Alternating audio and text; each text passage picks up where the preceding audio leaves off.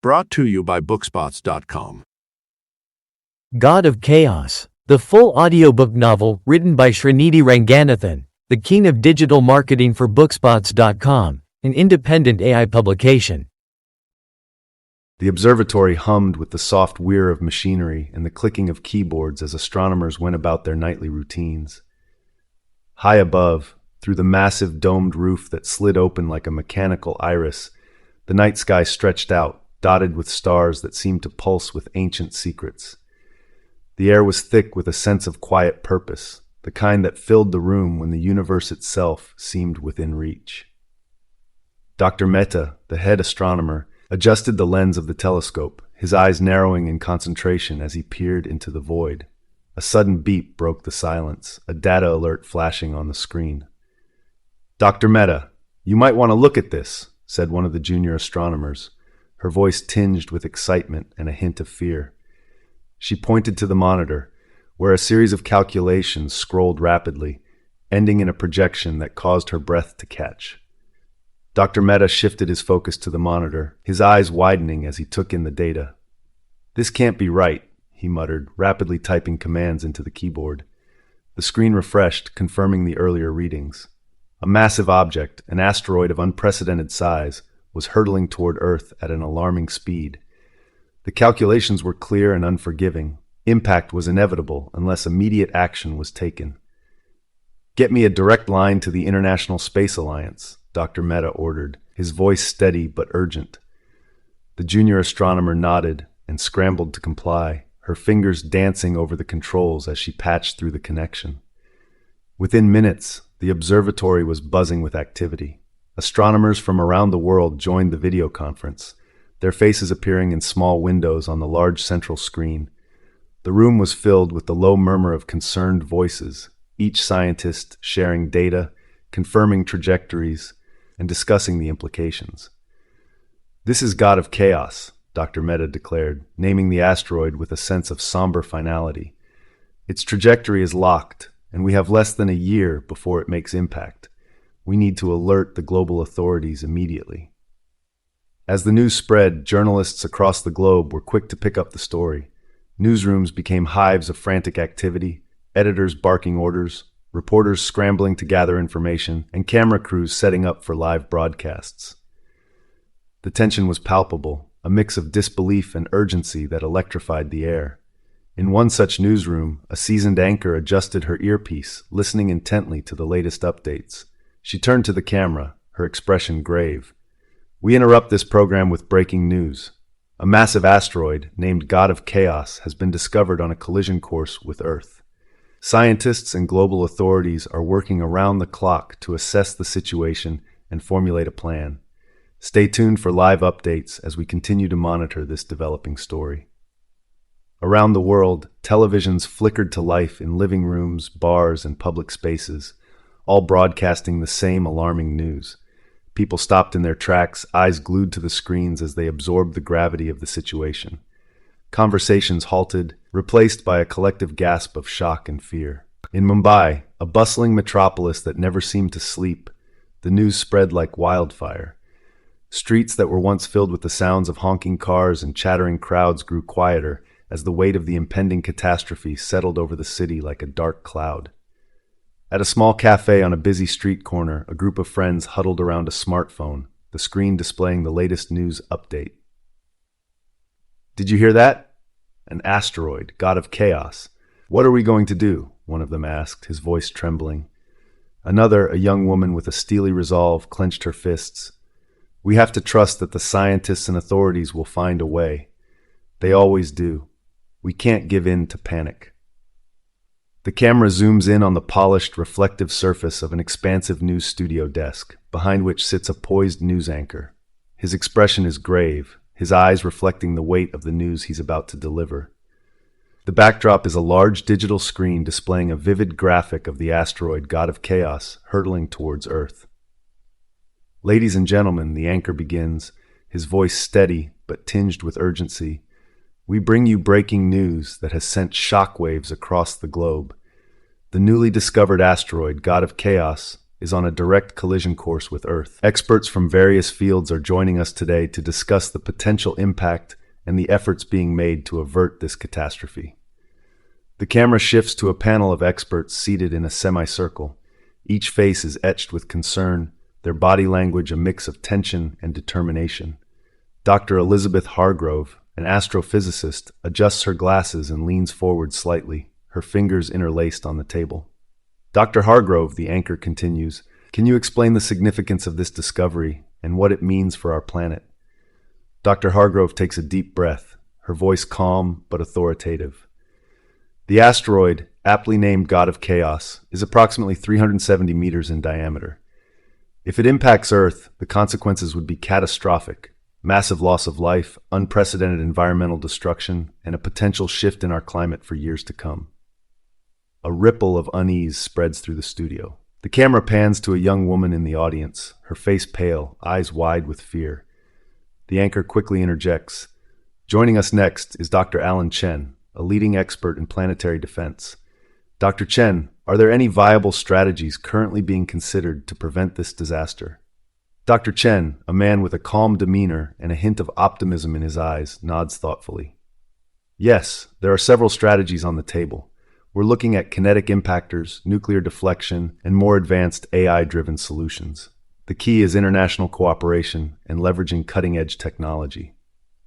The camera captures a moment of silent reflection among the audience before shifting back to the anchor. Thank you, Dr. Chen. We now turn to Dr. Akila Menon, a renowned ethicist. Dr. Menon, what ethical considerations should we keep in mind as we develop these solutions? Dr. Menon, her eyes piercing and contemplative, pauses before answering. We must remember that while technology can save us, it also poses profound ethical dilemmas. The anchor addresses the viewers directly. As you can see, the situation is complex and fraught with challenges. Our experts are working tirelessly, but the outcome is uncertain. We urge you to stay informed, stay prepared, and stay hopeful. The hum of advanced machinery filled the air, a melody of electric pulses and soft whirs that spoke to the cutting-edge nature of Srinidhi Ranganathan's high-tech lab in Mumbai. The walls, lined with sleek monitors and digital interfaces, reflected the soft glow of the myriad of screens displaying complex data streams and AI simulations. Srinidhi, a man in his late 30s with an intense gaze and a mind that danced between human cognition and artificial intelligence, stood at the center of this technological haven. His fingers moved deftly over a holographic keyboard, conjuring up intricate models of the asteroid God of Chaos, its trajectory, and potential AI-driven solutions to avert its catastrophic impact. Beside him, Mr. Mohan Leela Shankar observed silently, his presence a comforting anchor in the sea of uncertainty. Shankar, older and carrying the wisdom of countless years dedicated to AI research, had a calm demeanor that belied the storm of thoughts swirling in his mind. His eyes, though tired, sparkled with the fire of innovation and the weight of responsibility. The calculations are daunting, Srinidhi began, breaking the silence that had settled over the lab. His voice was steady, but a hint of trepidation underlined his words. We need to devise an AI system capable of not just predicting the asteroid's path, but also developing countermeasures in real time. Shankar nodded, his gaze fixed on the screen. The challenge is unprecedented, but so is the potential of the AI we've developed. We need to ensure it can adapt, learn, and respond faster than any human could. Srinidhi paused, his fingers hovering above the keyboard. But there's an ethical line we must tread carefully. We're merging human cognition with AI on an unparalleled scale. The implications. His voice trailed off, the weight of their task pressing down on him. Shankar placed a reassuring hand on Srinidhi's shoulder. We've always known our work would lead us here. It's not just about saving the planet. It's about ensuring that in our quest to avert this disaster, we don't lose our humanity. Srinidhi nodded, drawing strength from his mentor's words. We need to assemble a team, people who not only understand the technicalities, but also the ethical ramifications of what we're attempting. Shankar's eyes gleamed with a hint of a smile. I think I know just the right person to start with. Saranya. She's brilliant, compassionate, and deeply understands the ethical landscape of AI. Plus, she has a way of grounding you, he added, a knowing look in his eyes. A soft chuckle escaped Srinidhi's lips. Yes, Saranya, she sees things from a perspective I often miss. She'll add a crucial layer to our efforts. The two men continued to discuss, their conversation weaving through technical strategies and ethical debates. The lab, filled with the hum of machinery and the soft glow of screens, seemed to pulse with the urgency of their mission. As they brainstormed, the enormity of their task loomed large, but so did the glimmers of hope and determination. In the midst of their dialogue, a subtle alarm chimed, indicating an incoming call. Srinidhi glanced at the screen, recognizing the caller ID. He answered, and the holographic display flickered to life, revealing the face of Dr. Krishnamurthy Venkatesan, the current president of India. Srinidhi, Mr. Shankar, Dr. Venkatesan greeted, his voice calm but laced with the gravity of the situation. I've received the preliminary report on the asteroid. How are the preparations coming along? Srinidhi exchanged a quick glance with Shankar before responding. We're in the early stages, Mr. President. We're assembling the core team and outlining our initial strategy. The AI models are promising, but there's much work to be done. Dr. Venkatesan nodded, his expression resolute. You have the full support of the government, resources, authority, whatever you need. The world is counting on you. Thank you, Mr. President, Shankar replied. We'll need all the support we can get. This mission transcends borders and politics. As the call ended, Srinidhi felt a renewed sense of urgency. The weight of responsibility was immense, but with the right team and the unwavering support of their leaders, there was a glimmer of hope. Let's get to work, Srinidhi said, a determined edge to his voice. There's no time to waste. With that, the two men dove back into their efforts, their minds racing against the clock, driven by the singular goal of saving humanity from the impending chaos. The soft hum of advanced machinery filled the high-tech lab in Mumbai, its walls adorned with screens displaying streams of data and intricate AI models. Srinidhi Ranganathan stood at a large touchscreen, his fingers gliding effortlessly across it, bringing up complex simulations and projections. His eyes, sharp and focused, darted between the screens as he absorbed the information. Mr. Mohan Leela Shankar, with his salt and pepper hair and an aura of profound wisdom, entered the lab. His presence was a calming contrast to the frenetic energy that buzzed around Srinidhi. He placed a reassuring hand on Srinidhi's shoulder, grounding him in the moment. Srinidhi, it's time, Mr. Shankar said, his voice carrying the weight of years of experience and mentorship. Srinidhi nodded, his jaw set with determination. He turned to face the entrance just as Saranya walked in, her presence immediately lighting up the room. Her sharp intellect was matched by her compassionate nature, and today her eyes were filled with a blend of excitement and apprehension. Saranya, Srinidhi greeted her with a warm smile. Thank you for coming.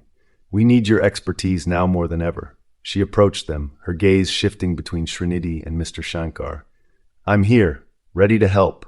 What's the plan? She asked, her voice steady despite the gravity of the situation. Srinidhi and Mr. Shankar exchanged a glance before leading her to a large holographic display in the center of the room. The display came to life, showing a detailed model of the asteroid god of chaos and Earth's projected impact zone.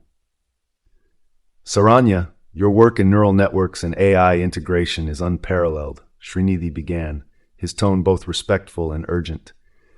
We need to develop an AI system that can predict the asteroid's trajectory with absolute precision and find a way to alter it. It's not just about calculations, it's about anticipating changes and adapting in real time.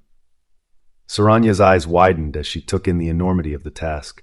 She felt a surge of pride that Srinidhi had such faith in her abilities, but also a deep-seated fear of the stakes involved. I understand, she replied, her voice firm. I'll do everything I can. Mr. Shankar stepped forward, his eyes reflecting a deep-seated resolve.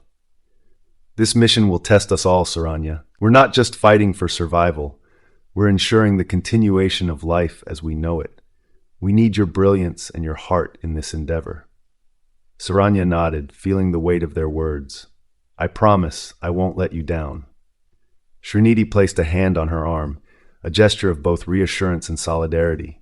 Together we can achieve the impossible. Let's get to work. The three of them moved with a renewed sense of purpose, each bringing their unique strengths to the table. Saranya began integrating her neural network models into the existing AI infrastructure, her fingers dancing across the keyboard with practiced precision. Srinidhi and Mr. Shankar provided continuous input, their combined knowledge creating a synergy that felt almost tangible. Hours passed in a blur of data streams and code, the lab's atmosphere thick with concentration and unspoken determination. The hum of machinery was intermittently broken by the sound of keyboards and the occasional exchange of ideas. "Srinidhi, look at this," Saranya called out, her voice tinged with excitement. "I've managed to enhance the predictive algorithms. It's not perfect yet, but it's a significant improvement." Srinidhi leaned over her workstation, analyzing the new data. A smile broke across his face, a rare sight in these tense times. "This is incredible, Saranya. It's exactly what we needed." Mr. Shankar watched them, a sense of pride swelling in his chest. Despite the looming threat, moments like these gave him hope.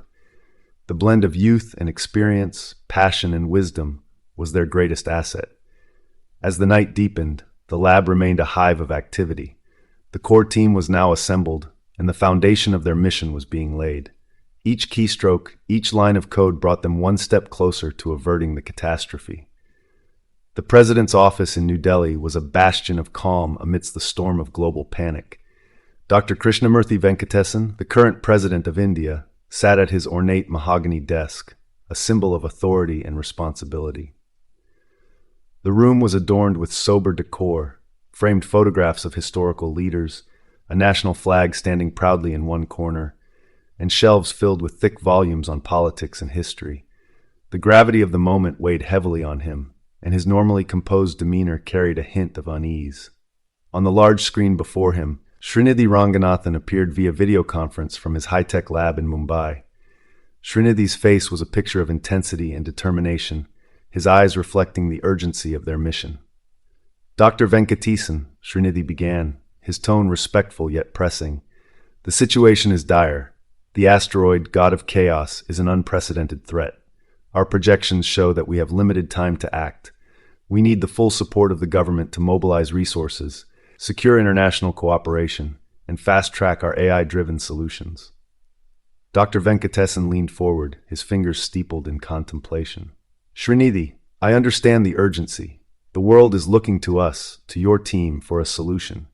The government is prepared to provide the necessary resources and authority. What specifically do you need from us?" Srinidhi took a deep breath, gathering his thoughts. "Firstly, we need access to satellite data and advanced computing resources. Our AI algorithms require immense processing power to accurately model the asteroid's trajectory and potential diversion strategies. Secondly, we need diplomatic channels to be opened to ensure seamless collaboration with international space agencies and military forces. Lastly, we need the authority to implement emergency protocols without bureaucratic delays." Dr. Venkatesan nodded, absorbing the information. "Consider it done. I'll issue orders to grant your team unrestricted access to all relevant data and resources. I'll also initiate talks with global leaders to secure their cooperation. This mission is now our top priority." Srinidhi's face softened slightly, a glimmer of relief breaking through his stern expression. "Thank you, Dr. Venkatesan. Your support is crucial. There's one more thing. Our work involves advanced AI systems, some of which operate beyond current regulatory frameworks. We need assurances that our methods, though unconventional, will be protected under emergency measures." Dr. Venkatesan's gaze was steady. "Srinidhi, these are extraordinary times. I will issue a special directive granting your team the necessary leeway to operate. However, I must stress the importance of transparency.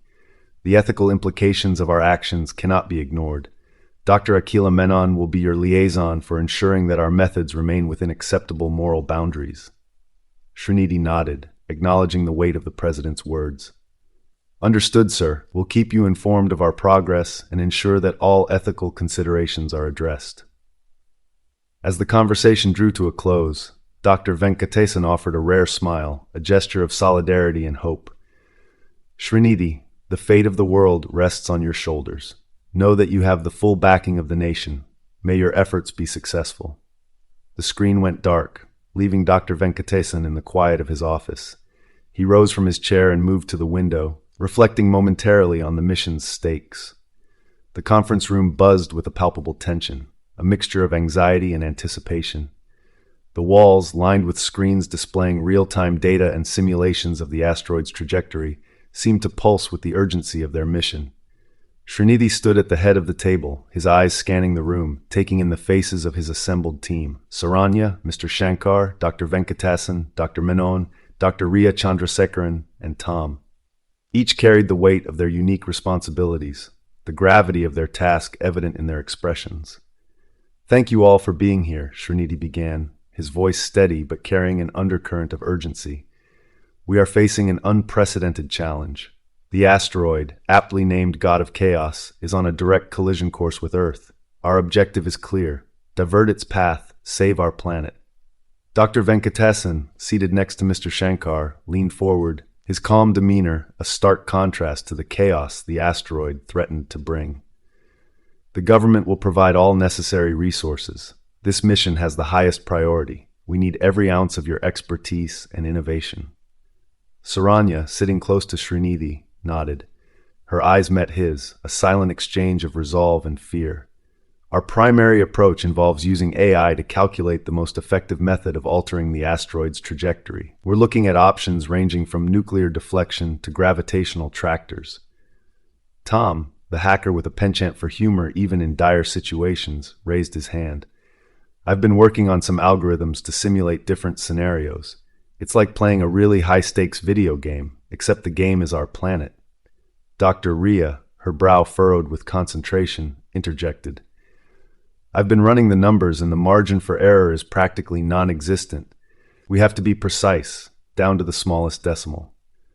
Dr. Menon's voice cut through the technical jargon, bringing a layer of philosophical depth to the discussion. "We must also consider the ethical implications of our actions. We are playing God with AI, and the consequences of our decisions will ripple through the future of humanity." Mr. Shankar, with his years of wisdom and experience, nodded thoughtfully. "Akila is right. We must balance our technical endeavors with our moral compass. This is not just about saving the world, but about how we save it." Srinidhi took a deep breath, feeling the weight of their words.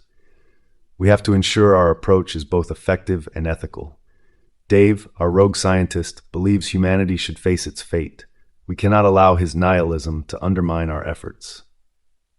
Dr. Venkatasan cleared his throat, his voice carrying the authority of his position. "We must also prepare for any saboteurs. The security of our mission is paramount. We cannot afford any internal threats." Saranya squeezed Srinidhi's hand under the table, a small gesture of solidarity. "We have to stay united, no matter what challenges come our way. This is our one shot at survival." The room fell silent, the gravity of their situation settling over them like a heavy fog. Each member of the team felt the immense pressure, the ticking clock of impending doom. Srinidhi looked around the table, seeing not just colleagues but comrades in arms. "We will succeed. We have to. For the sake of everyone on this planet, we will find a way to avert this catastrophe." The team members exchanged determined glances, their resolve hardening. The initial strategy discussion had laid the groundwork, but the real battle was just beginning. Each person in that room knew that their expertise, their decisions, their very humanity would be tested in the days to come, and together they would face the God of Chaos. The hum of the fluorescent lights in the lab conference room was a constant backdrop as the team gathered around the sleek, glass-topped table. A holographic projection of the asteroid, God of Chaos, rotated slowly in the center, casting a dim glow on the faces of Srinidhi, Saranya, Mr. Shankar, and the rest of the team. The tension was palpable, a mixture of urgency and determination. Srinidhi adjusted his glasses and cleared his throat. "We've made significant strides in our initial strategy," he began, his voice steady yet edged with the weight of their mission. "But we need to address the ethical implications of using AI at this scale." Dr. Akila Menon, sitting at the far end of the table, leaned forward. Her brow was furrowed, and she clasped her hands tightly, a sign of the inner turmoil she had been grappling with. "Srinidhi," she said, her tone measured but firm, "we're talking about deploying AI systems with unprecedented autonomy. The potential for unintended consequences is enormous." Saranya nodded, her eyes reflecting a blend of empathy and concern. Akila's right. We need to consider the moral ramifications. What if the AI makes a decision we can't control? Mr. Shankar, his face lined with the wisdom of years, interjected with a calm, authoritative voice. The ethical considerations are indeed paramount. However, we must balance them against the imminent threat to all life on Earth. The stakes have never been higher. Dr. Menon sighed, her shoulders slumping slightly. I understand the urgency, but we're venturing into uncharted territory. The AI could evolve beyond our control. We're playing God here, and that terrifies me. Srinidhi took a deep breath and looked around the room, his gaze lingering on each member of his team. We all knew this mission would push the boundaries of what we're comfortable with, but we have to believe in our ability to guide the AI, to embed our values and ethics within its algorithms. Tom, the quirky hacker with a penchant for sarcasm, chimed in, trying to lighten the mood. So, do we add a line of code that says, "Be nice to humans"? A ripple of uneasy laughter spread through the room, but the gravity of the situation quickly settled back in. Dr. Menon, however, remained somber. It's not that simple, Tom. We're dealing with complexities that go beyond code. It's about ensuring the AI understands and prioritizes human values. Saranya reached out and placed a hand on Srinidhi's arm, her touch grounding him. We need to have safeguards, fail-safes. We can't leave anything to chance. Mr. Shankar nodded in agreement. We must incorporate stringent ethical protocols, continuous monitoring, and override capabilities. This isn't just about stopping an asteroid. It's about preserving our humanity in the process. The room fell silent as the members of the team absorbed the gravity of the discussion. Srinidhi could feel the weight of their collective responsibility pressing down on him. He knew that every decision they made in this room would echo through history. We'll work on enhancing the ethical frameworks within the AI, Srinidhi said finally, his voice resolute. We'll ensure that our creation serves humanity, not just in this crisis, but in the future as well. Dr. Menon gave a small nod, her expression still troubled, but showing a glimmer of hope. I trust you, Srinidhi. Let's make sure we do this right. As the meeting adjourned, the team members dispersed, each lost in their thoughts. Srinidhi lingered behind, watching the holographic asteroid slowly rotate. He felt Saranya's presence beside him and turned to face her. We're walking a fine line, she whispered, her eyes searching his. But I believe in you, in us. Srinidhi nodded, feeling the weight of her words. Together, we'll make sure we don't lose sight of what truly matters. With a final glance at the hologram, Srinidhi and Saranya walked out of the conference room, ready to face the daunting challenges ahead. The hum of high-end machinery filled the AI control room. Srinidhi stood at the center, his eyes darting between multiple screens displaying complex algorithms, satellite feeds, and real-time data streams. Saranya, her brow furrowed in concentration, typed furiously at her workstation, her fingers dancing over the keyboard like a pianist in a high-stakes performance. Mr. Shankar, the elder statesman of the group, watched over them with a calm yet intense focus, his presence a stabilizing force. All right, let's see if we can get the preliminary models running, Srinidhi said, his voice steady but tinged with urgency. He glanced at Saranya, who nodded in response, her eyes never leaving her screen. Running the first set of simulations now, Saranya announced. The room's lighting dimmed slightly as the main screen displayed a virtual representation of the asteroid, God of Chaos, hurtling toward Earth.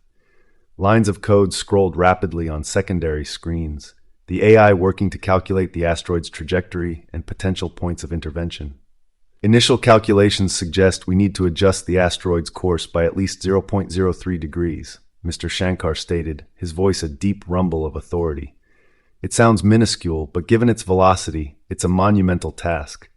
Srinidhi nodded, his mind racing through potential solutions.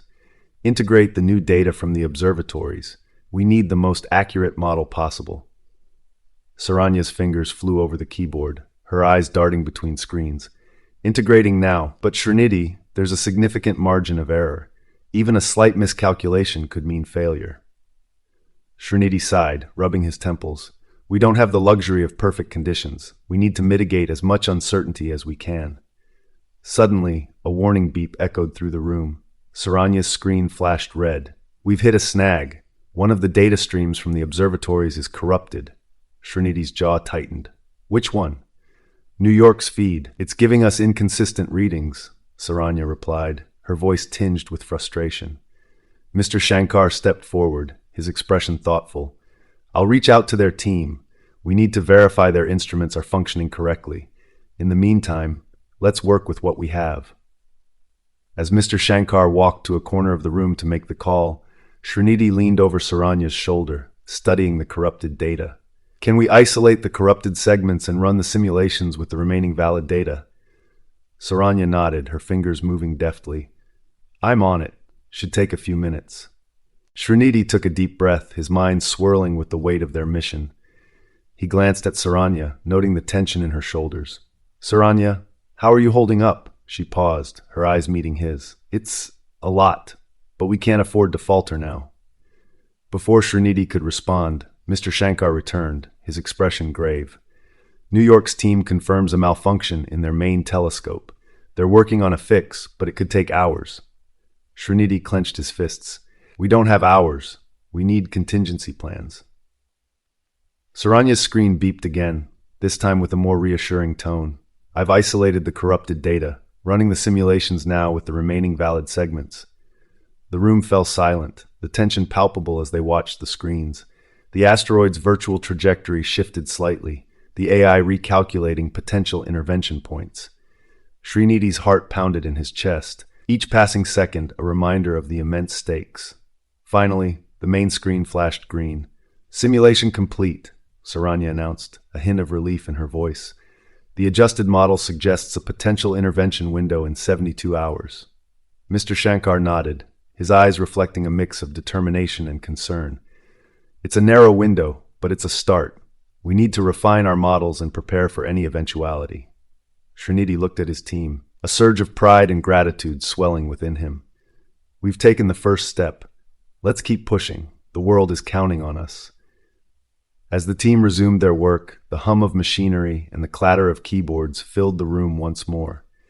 Dr. Akila Menon sat in the dimly lit private office, the soft hum of machinery and distant murmurs from the lab providing a constant backdrop. She stared at the cluttered desk before her, her mind a whirlwind of thoughts and doubts. The door creaked open, and Mr. Mohan Leela Shankar stepped in, his presence immediately filling the room with a sense of quiet authority. Dr. Menon, he greeted, his voice gentle yet probing. I could sense you were troubled during the meeting earlier. Akila looked up, her eyes reflecting the turmoil within. Mr. Shankar, I don't know how to reconcile my beliefs with what we're doing here. I believe in the potential of AI, but at what cost? Are we overstepping our bounds, playing God with technology? Mr. Shankar nodded, taking a seat across from her. He leaned forward, his eyes softening with understanding. It's a question that has haunted many of us in this field. The line between innovation and ethical boundaries is often blurred. Akila sighed, running a hand through her hair. I keep thinking about the implications. We're trying to save the world, but what if we create something we can't control?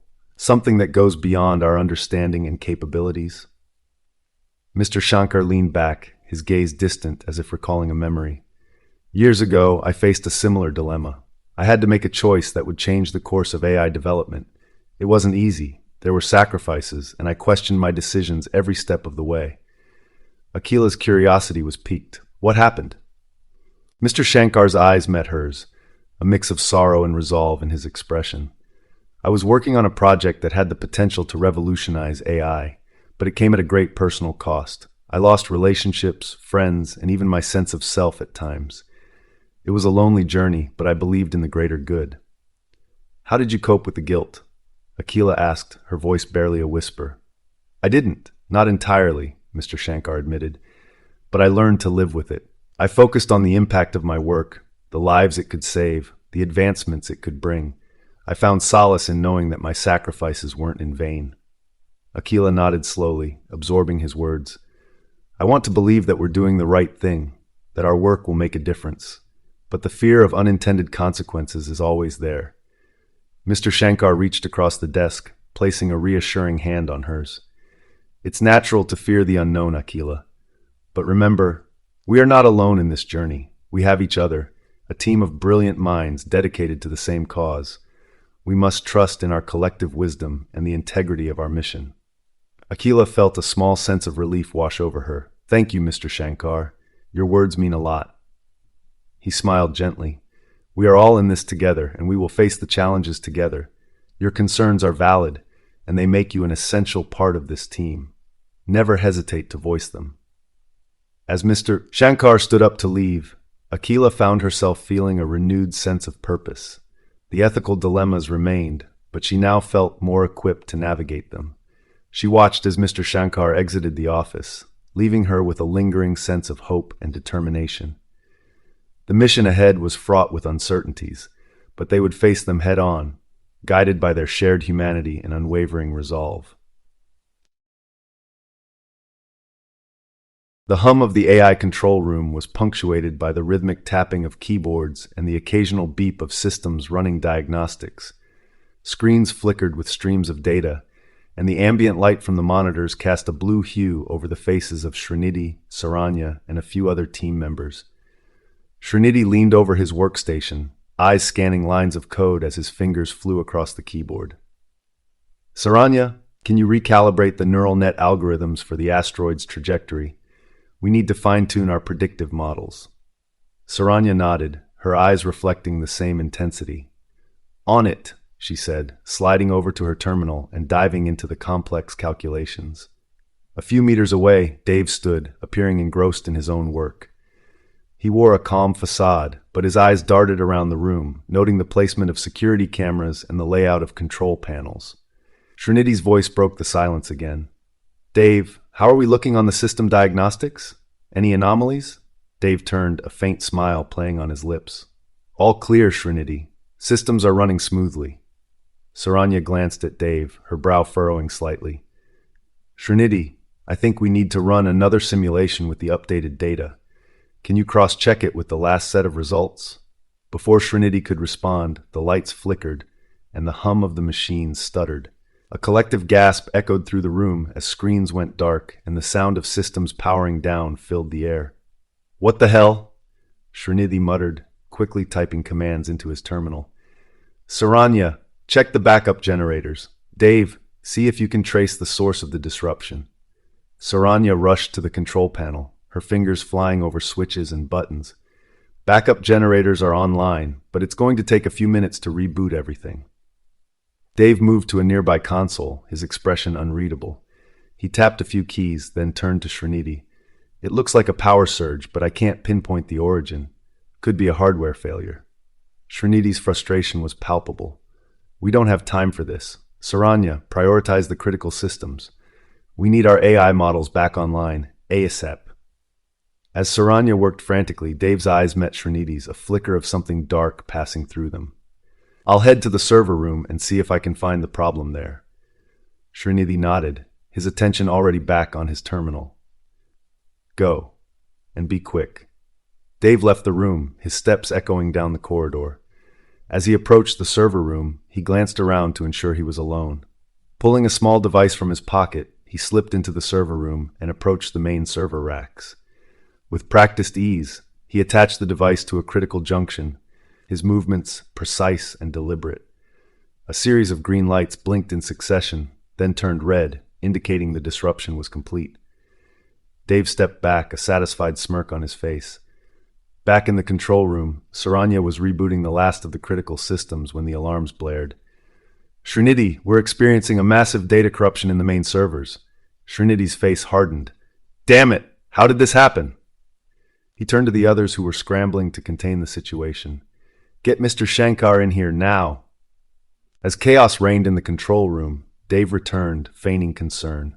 Any luck? Saranya shot him a glare. No, the damage is extensive. We're losing valuable time. Srinidhi's eyes narrowed as he looked at Dave. Did you find anything in the server room? Dave shook his head. Nothing out of the ordinary. It must be a deeper issue. Srinidhi's mind raced, suspicion gnawing at the edges of his thoughts. We'll need to run a full diagnostic. We can't afford another setback like this. As the team worked to recover from the sabotage, a shadow of doubt lingered in Srinidhi's mind. The mission was already fraught with peril, and now an unseen enemy threatened everything they had worked for. In the midst of the chaos, Saranya placed a hand on Srinidhi's arm, her touch grounding him. "We'll get through this," she said softly, her eyes filled with determination. Srinidhi nodded, drawing strength from her resolve. "Yes, we will, but we need to be vigilant. There's more at play here than we realize." Dave's eyes burned with a fire that Mr. Shankar had not seen before. They stood in the dimly lit office, the hum of the lab's machinery a distant backdrop. Mr. Shankar, his face etched with lines of wisdom and worry, regarded the younger man with a mixture of curiosity and caution. "Why, Dave?" Mr. Shankar's voice was calm but firm. "Why would you sabotage our efforts when the stakes are so high?" Dave laughed, but it was a hollow, bitter sound. "You don't get it, do you? None of you do." He paced the small office, his movements agitated like a caged animal. "You're all so busy playing gods with your AI, trying to save the world. But did anyone stop to think that maybe, just maybe, we deserve what's coming?" Mr. Shankar's eyebrows furrowed. "Deserve? What are you talking about?" Dave stopped pacing and turned to face Mr. Shankar, his expression hardening. "I've seen humanity at its worst. Greed, corruption, war. It's all we know. This asteroid, it's not a random event. It's a reckoning." Mr. Shankar took a step closer, his voice softening. "Dave, the destruction of our planet isn't the answer. We have the power to change, to make things better." Dave's face twisted with an emotion that bordered on anguish. "Change? That's a fantasy. My parents were killed in a war over resources, a war that could have been avoided if people weren't so damn selfish. I spent my childhood in refugee camps, watching people die from preventable diseases. And you think some fancy AI is going to fix all that?" Mr. Shankar's eyes softened with empathy. "I'm sorry for your loss, Dave. Truly I am. But your pain doesn't justify ending billions of lives." Dave shook his head, his voice shaking. "You can't fix humanity with technology. We're broken beyond repair. Let the asteroid come. Let it wipe the slate clean." Mr. Shankar's gaze intensified, his voice steady. "And what then? Even if the asteroid destroys everything, what comes after? Nature will rebuild, yes, but the cycle of life will continue. Is it fair to condemn future generations for the sins of the past?" Dave looked away, his jaw clenched. "You don't understand." Mr. Shankar placed a hand on Dave's shoulder, his touch gentle but firm. "Help us, Dave. Help us prove that humanity is worth saving. This isn't just about technology. It's about hope. It's about giving people a chance to be better." For a moment, Dave's resolve seemed to waver. Dave turned and walked out of the office, leaving Mr. Shankar standing alone in the dim light. The door closed behind him with a soft click, but the weight of his words lingered in the room. Mr. Shankar sighed deeply, running a hand through his thinning hair. The conference room buzzed with a tense energy, the team members visibly shaken by the recent sabotage. Srinidhi stood at the head of the table, his normally composed demeanor showing cracks of frustration. Saranya sat beside him, her eyes reflecting a mix of anger and concern. Dr. Menon, with her ever-stoic expression, observed the room, her sharp gaze missing nothing. "We have an internal enemy," Srinidhi began, his voice steady but laced with an undercurrent of urgency. "Dave's actions have set us back significantly. We need to address this head-on." Tom, the quirky hacker, leaned back in his chair, tapping his fingers nervously on the table. "How did we not see this coming? I mean, the guy was always a bit off, but sabotage? That's next level." Mr. Shankar, ever the voice of reason, raised a hand. "Dave's beliefs are deeply rooted in personal trauma. His actions, while inexcusable, are driven by a profound sense of disillusionment. We must address this with both caution and empathy." Saranya clenched her fists. "Empathy? He put us all in danger. We can't afford to be soft on him. We need to secure our systems and ensure he can't do any more damage." Dr. Menon, who had remained silent until now, spoke up. "We must also consider the ethical implications of how we handle this situation. Dave's actions are a symptom of a deeper issue, our reliance on AI and the moral dilemmas it brings. We need to balance security with compassion." The room fell silent, the weight of Dr. Menon's words sinking in. Srinidhi took a deep breath, his mind racing through the possibilities. "We need a plan. First, we tighten security. Tom, I want you to lead this effort. Lock down all access points and monitor any unusual activity." Tom nodded, already pulling out his laptop to begin the task. "Second," Srinidhi continued, "we need to have a conversation with Dave. understand his motivations, and see if there's a way to mitigate his actions without resorting to extreme measures. Dr. Venkatesan, who had been listening intently, finally spoke. I can facilitate this conversation. As the president, I have the authority to negotiate and, if necessary, take decisive action. But I agree we must approach this with a level head. Raju, the auto driver turned unlikely hero, raised his hand hesitantly. I don't know much about all this tech stuff, but maybe Dave's just scared. Maybe he thinks we're messing with things humans shouldn't mess with. Maybe if we show him we're doing this to save lives, he might come around. Srinidhi smiled, appreciating Raju's simple yet profound insight. You might be right, Raju. Sometimes we get so caught up in our work that we forget the human element. We need to remind Dave that we're all in this together. Captain Ananya Iyer, who had been quietly observing, spoke up. I'll handle the transport of any critical equipment. We can't afford any more delays. My team and I are ready when you are. The room buzzed with a renewed sense of purpose. Despite the setbacks, the team was more determined than ever. Srinidhi looked around, meeting each team member's gaze. We'll get through this. Together, let's get to work. As the team dispersed to their respective tasks, Saranya lingered beside Srinidhi. We'll get through this, won't we? She asked softly, her hand reaching for his. Srinidhi squeezed her hand reassuringly. We will. We have to.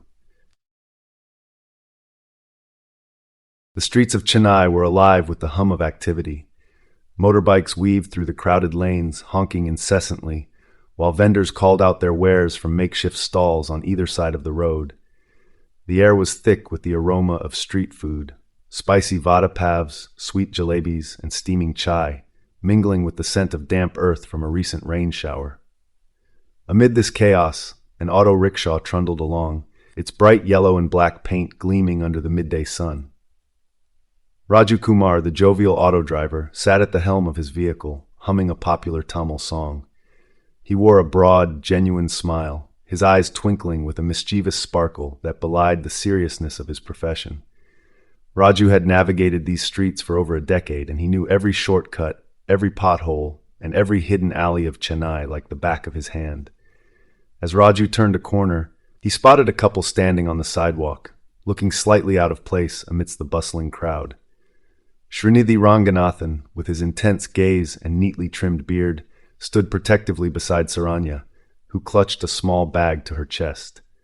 Her eyes darted around nervously, taking in the unfamiliar surroundings. Raju pulled up beside them, his auto sputtering to a halt. Need a ride, sir? He called out in Tamil, his voice carrying over the din of the street. Srinidhi turned to look at Raju, his expression wary but curious. Yes, actually, he replied, switching to English. We're trying to get to the AI research facility. Can you take us there? Raju's face lit up with recognition. The big lab on OMR Road, I know it well. Hop in, sir, madam. As they climbed into the back of the auto, Raju adjusted his rearview mirror to get a better look at his passengers. First time in Chennai, sir? He asked, starting the engine and merging back into the traffic. Srinidhi nodded. Yes, we're here for some important work. Raju's curiosity was piqued. Important work, eh? Must be something big if you're heading to that lab. They do all sorts of advanced stuff there. Saranya glanced at Srinidhi, her eyes silently seeking his approval. He gave her a reassuring nod. We're working on a project to stop an asteroid from hitting Earth, she said quietly. Raju's eyes widened in amazement. Stopping an asteroid? That's incredible. And a bit scary too. But if anyone can do it, I'm sure you smart folks can. As they navigated the crowded streets, Raju's cheerful chatter provided a welcome distraction from the gravity of their mission. He pointed out landmarks, shared amusing anecdotes, and even treated them to a snippet of his favorite song. Despite the seriousness of their task, Srinidhi and Saranya found themselves relaxing, drawn in by Raju's infectious enthusiasm. You're quite the storyteller, Raju, Srinidhi remarked, a hint of a smile playing on his lips. Ever thought about writing a book? Raju laughed heartily. Me, a writer? No, sir, but I do love a good story. And now I have a new one to tell my friends about the brilliant scientists who rode in my auto and saved the world. As they approached the outskirts of the city, the traffic began to thin, and the towering buildings of the research facility came into view. Raju expertly maneuvered through the gates, coming to a stop in front of the main entrance. "We're here," he announced, turning to face them. "Good luck with your mission, sir, madam. I'll be praying for your success." Srinidhi and Saranya stepped out of the auto, their spirits lifted by Raju's unwavering optimism. "Thank you, Raju," Srinidhi said, extending a hand. "Your help and your kindness mean more than you know." Raju shook his hand warmly. "Anytime, sir. Remember, if you ever need a ride or a friend in Chennai, just call me. I'll be there." As the auto rickshaw puttered away, Srinidhi and Saranya stood at the entrance of the research facility, ready to face the challenges ahead. The bustling market of Chennai was a cacophony of sounds and colors. The air was filled with the scent of spices, mingling with the aroma of street food vendors frying dosas and samosas. Raju maneuvered his auto rickshaw with ease through the narrow lanes, expertly dodging pedestrians, bicycles, and other auto rickshaws. Srinidhi and Saranya sat in the back, their eyes wide as they took in the chaotic scene. "Raju, are you sure we can find what we need here?" Saranya asked, her voice tinged with both excitement and anxiety. "Absolutely, madam," Raju replied with unwavering confidence. "If there's anything you need in Chennai, you can find it here in this market. Trust me." Srinidhi leaned closer to Saranya, whispering, "I hope he's right. We can't afford any more delays." Raju caught the exchange through the rearview mirror and chuckled. "Don't worry, sir. I've been navigating these streets since I was a boy. We'll find what you're looking for." They came to a sudden stop near a stall overflowing with electronic components. Raju jumped out of the auto rickshaw, gesturing for Srinidhi and Saranya to follow. The shopkeeper, a middle-aged man with a thick mustache, greeted Raju with a broad smile. "Raju Bhai, what brings you here today?" the shopkeeper asked, his eyes twinkling with curiosity. "Arvind, my friend, we need some specific parts for a very important project," Raju said, nodding towards Srinidhi and Saranya. "These are my friends, and they need your help." Arvind's eyes widened as he recognized Srinidhi. "Aren't you the AI researcher working on that asteroid problem? I've seen you on the news." Srinidhi nodded, offering a polite smile. "Yes, that's me. We're on a tight schedule, and we need some components urgently." Arvind's demeanor shifted to one of seriousness. "Anything for a hero. What do you need?" As Srinidhi and Saranya listed the components, Raju's eyes scanned the market, his mind working at lightning speed. He noticed a group of men loitering near another electronics stall, their furtive glances suggesting they were up to no good. Raju's instincts kicked in. He had seen these types before, opportunists looking to make a quick buck off unsuspecting customers. "Sir, madam," Raju said, his voice low but urgent, "we need to move quickly. I have a feeling those men over there are trouble." Saranya glanced at the men and then back at Raju, her expression filled with concern. "What do you suggest?" Raju thought for a moment, then turned to Arvind. "Can you pack everything up quickly? We need to pay and leave." Arvind nodded, his hands moving swiftly to gather the requested components. Meanwhile, Raju guided Srinidhi and Saranya to a quieter corner of the market, away from the prying eyes of the loitering men. "Stay here and keep an eye out," Raju instructed. "I'll go get the items and bring them back." As Raju darted back to Arvind's stall, Srinidhi and Saranya exchanged worried glances. The market's lively atmosphere now seemed to pulse with an undercurrent of tension. Saranya's grip tightened on Srinidhi's arm. "Do you think we'll be okay?" she asked, her voice barely above a whisper. "We have to be," Srinidhi replied, his tone resolute. "There's too much at stake." Raju returned a few moments later, carrying a bag filled with the components. "Let's go," he said, his voice calm but urgent. "Follow me closely." They weaved through the crowded market, Raju's sharp eyes constantly scanning their surroundings. The loitering men had begun to follow them, their intentions clear. Raju led Srinidhi and Saranya through a series of narrow alleyways, expertly navigating the labyrinthine streets of Chennai. At last, they emerged onto a quieter street, where Raju's auto rickshaw was parked. He ushered them inside, and with a quick glance back at their pursuers, he revved the engine and sped off. As the market receded behind them, Srinidhi let out a breath he hadn't realized he was holding. "Raju, you were incredible back there. Thank you." Raju grinned, his eyes twinkling with mischief. "Just another day in Chennai, sir. Now let's get you back to the lab." Saranya leaned back in her seat, the tension slowly ebbing away. "We couldn't have done it without you, Raju." "Well," Raju said, his tone light, Let's just say I have a knack for being in the right place at the right time. As the auto rickshaw sped through the streets of Chennai, Srinidhi and Saranya exchanged a look of gratitude and relief. With Raju's help, they had navigated a critical situation, their path forward now a little clearer. Back at the AI control room, the hum of equipment enveloped them. Srinidhi stood at the central console, his eyes darting between screens filled with streams of data. Beside him, Saranya deftly manipulated a holographic interface, her fingers dancing over virtual buttons. "Raju, can you hand me that toolkit?" Saranya's request pulled Raju from his reverie. He quickly grabbed the box and brought it over. "Here you go, ma'am," he said with a grin. "You know, I never thought I'd be in a place like this. My auto doesn't even have a radio, let alone all this fancy equipment." Saranya chuckled, her eyes crinkling with genuine amusement. "Well, we're glad to have you here. Your help has been invaluable." Raju beamed, clearly pleased with the acknowledgement. "Anything for you folks, saving the world and all."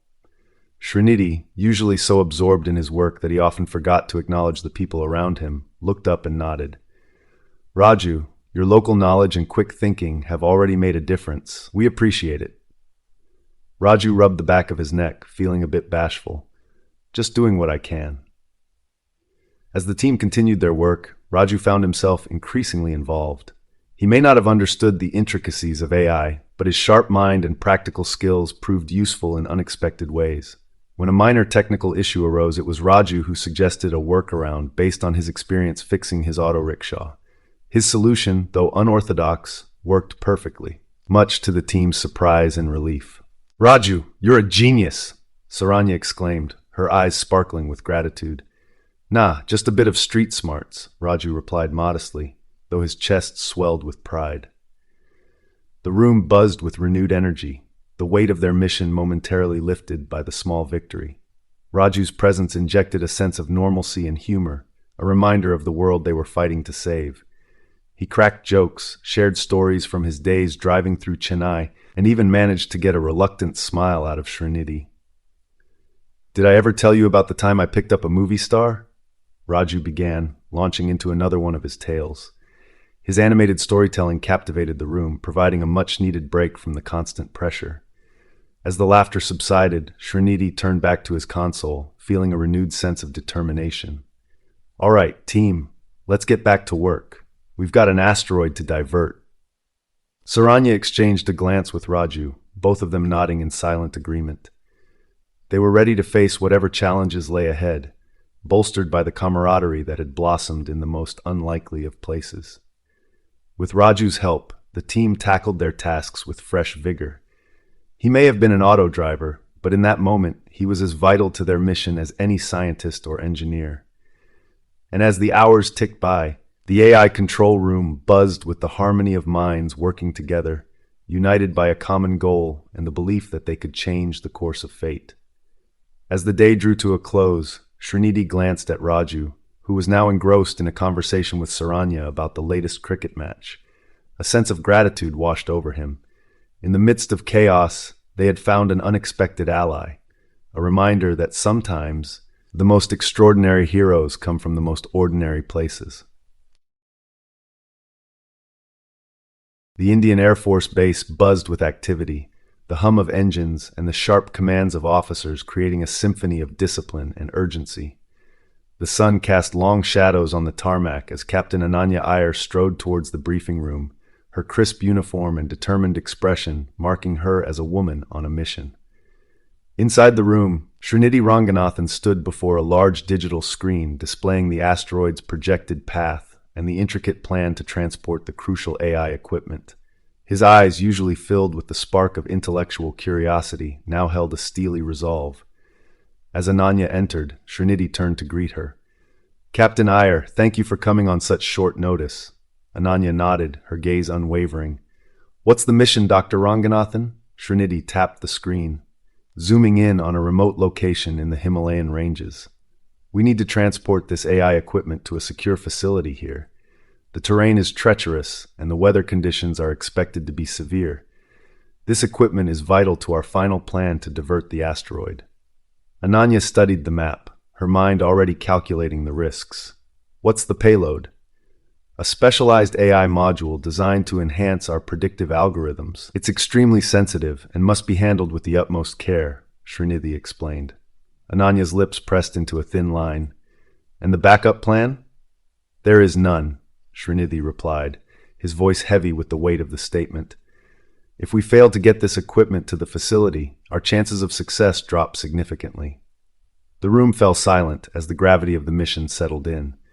Ananya took a deep breath, her thoughts drifting to the countless hours of training and the many missions that had brought her to this point. This mission was unlike any other. It wasn't just about national security, it was about the survival of the entire planet. Understood, she finally said, her voice steady. I'll need a capable co-pilot and the best maintenance crew to ensure the aircraft is in top condition. Srinidhi nodded, appreciating her professionalism. We'll provide you with everything you need. Just bring it home, Captain. Ananya turned to leave, but paused at the door.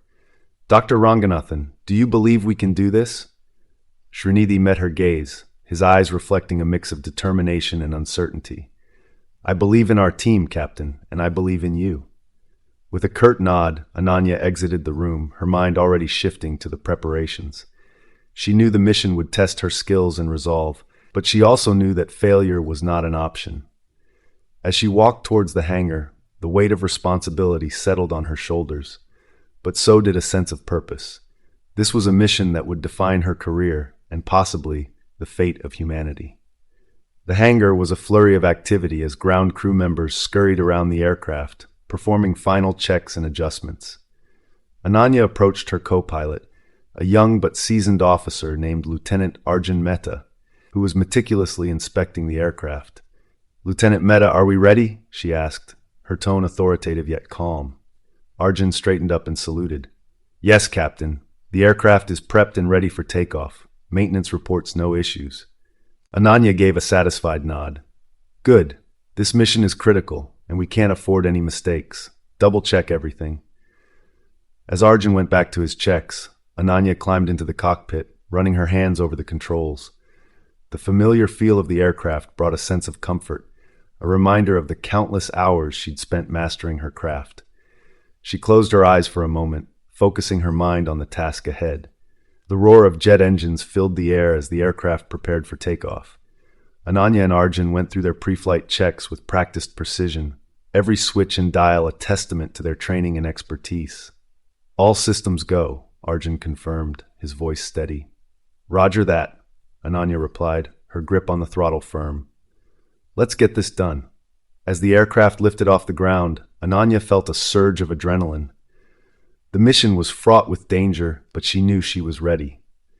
The lives of billions depended on their success, and she was determined to see it through. Captain Ananya Iyer tightened her grip on the control stick as the aircraft shuddered violently. The blackened sky outside the cockpit window was an unholy blend of swirling storm clouds and erratic lightning, casting an eerie glow over the control panels. The AI equipment, the last hope for Earth's survival, was secured in the cargo hold behind her. This mission was critical, and failure was not an option. How are we holding up, Ramesh? She called to her co-pilot, her voice steady despite the turbulence that shook the aircraft. Ramesh, a seasoned pilot with a calm demeanor, glanced at his instruments and then at Ananya. We're hitting some serious turbulence, Captain. Wind speeds are increasing, and radar shows multiple storm cells converging ahead. We need to make some quick decisions. Ananya nodded, her mind racing. The AI equipment needed to reach the remote lab, but the storm was intensifying by the minute. She could feel the tension in her muscles, every fiber of her being focused on navigating through the chaos. Adjust our altitude by 1,000 feet. Let's see if we can find a smoother path above these clouds, she instructed, her fingers deftly manipulating the controls. As the aircraft climbed, the turbulence lessened slightly, but the storm's fury was far from over. Ananya's eyes flickered to the fuel gauge. Every minute spent battling the storm was draining their reserves. The weight of her responsibility pressed down on her, a reminder that the fate of millions hinged on this mission. Captain, we've got a new problem, Ramesh said, his voice tinged with concern. The onboard computer is flagging a potential engine issue. We might need to reroute to a safer location for repairs.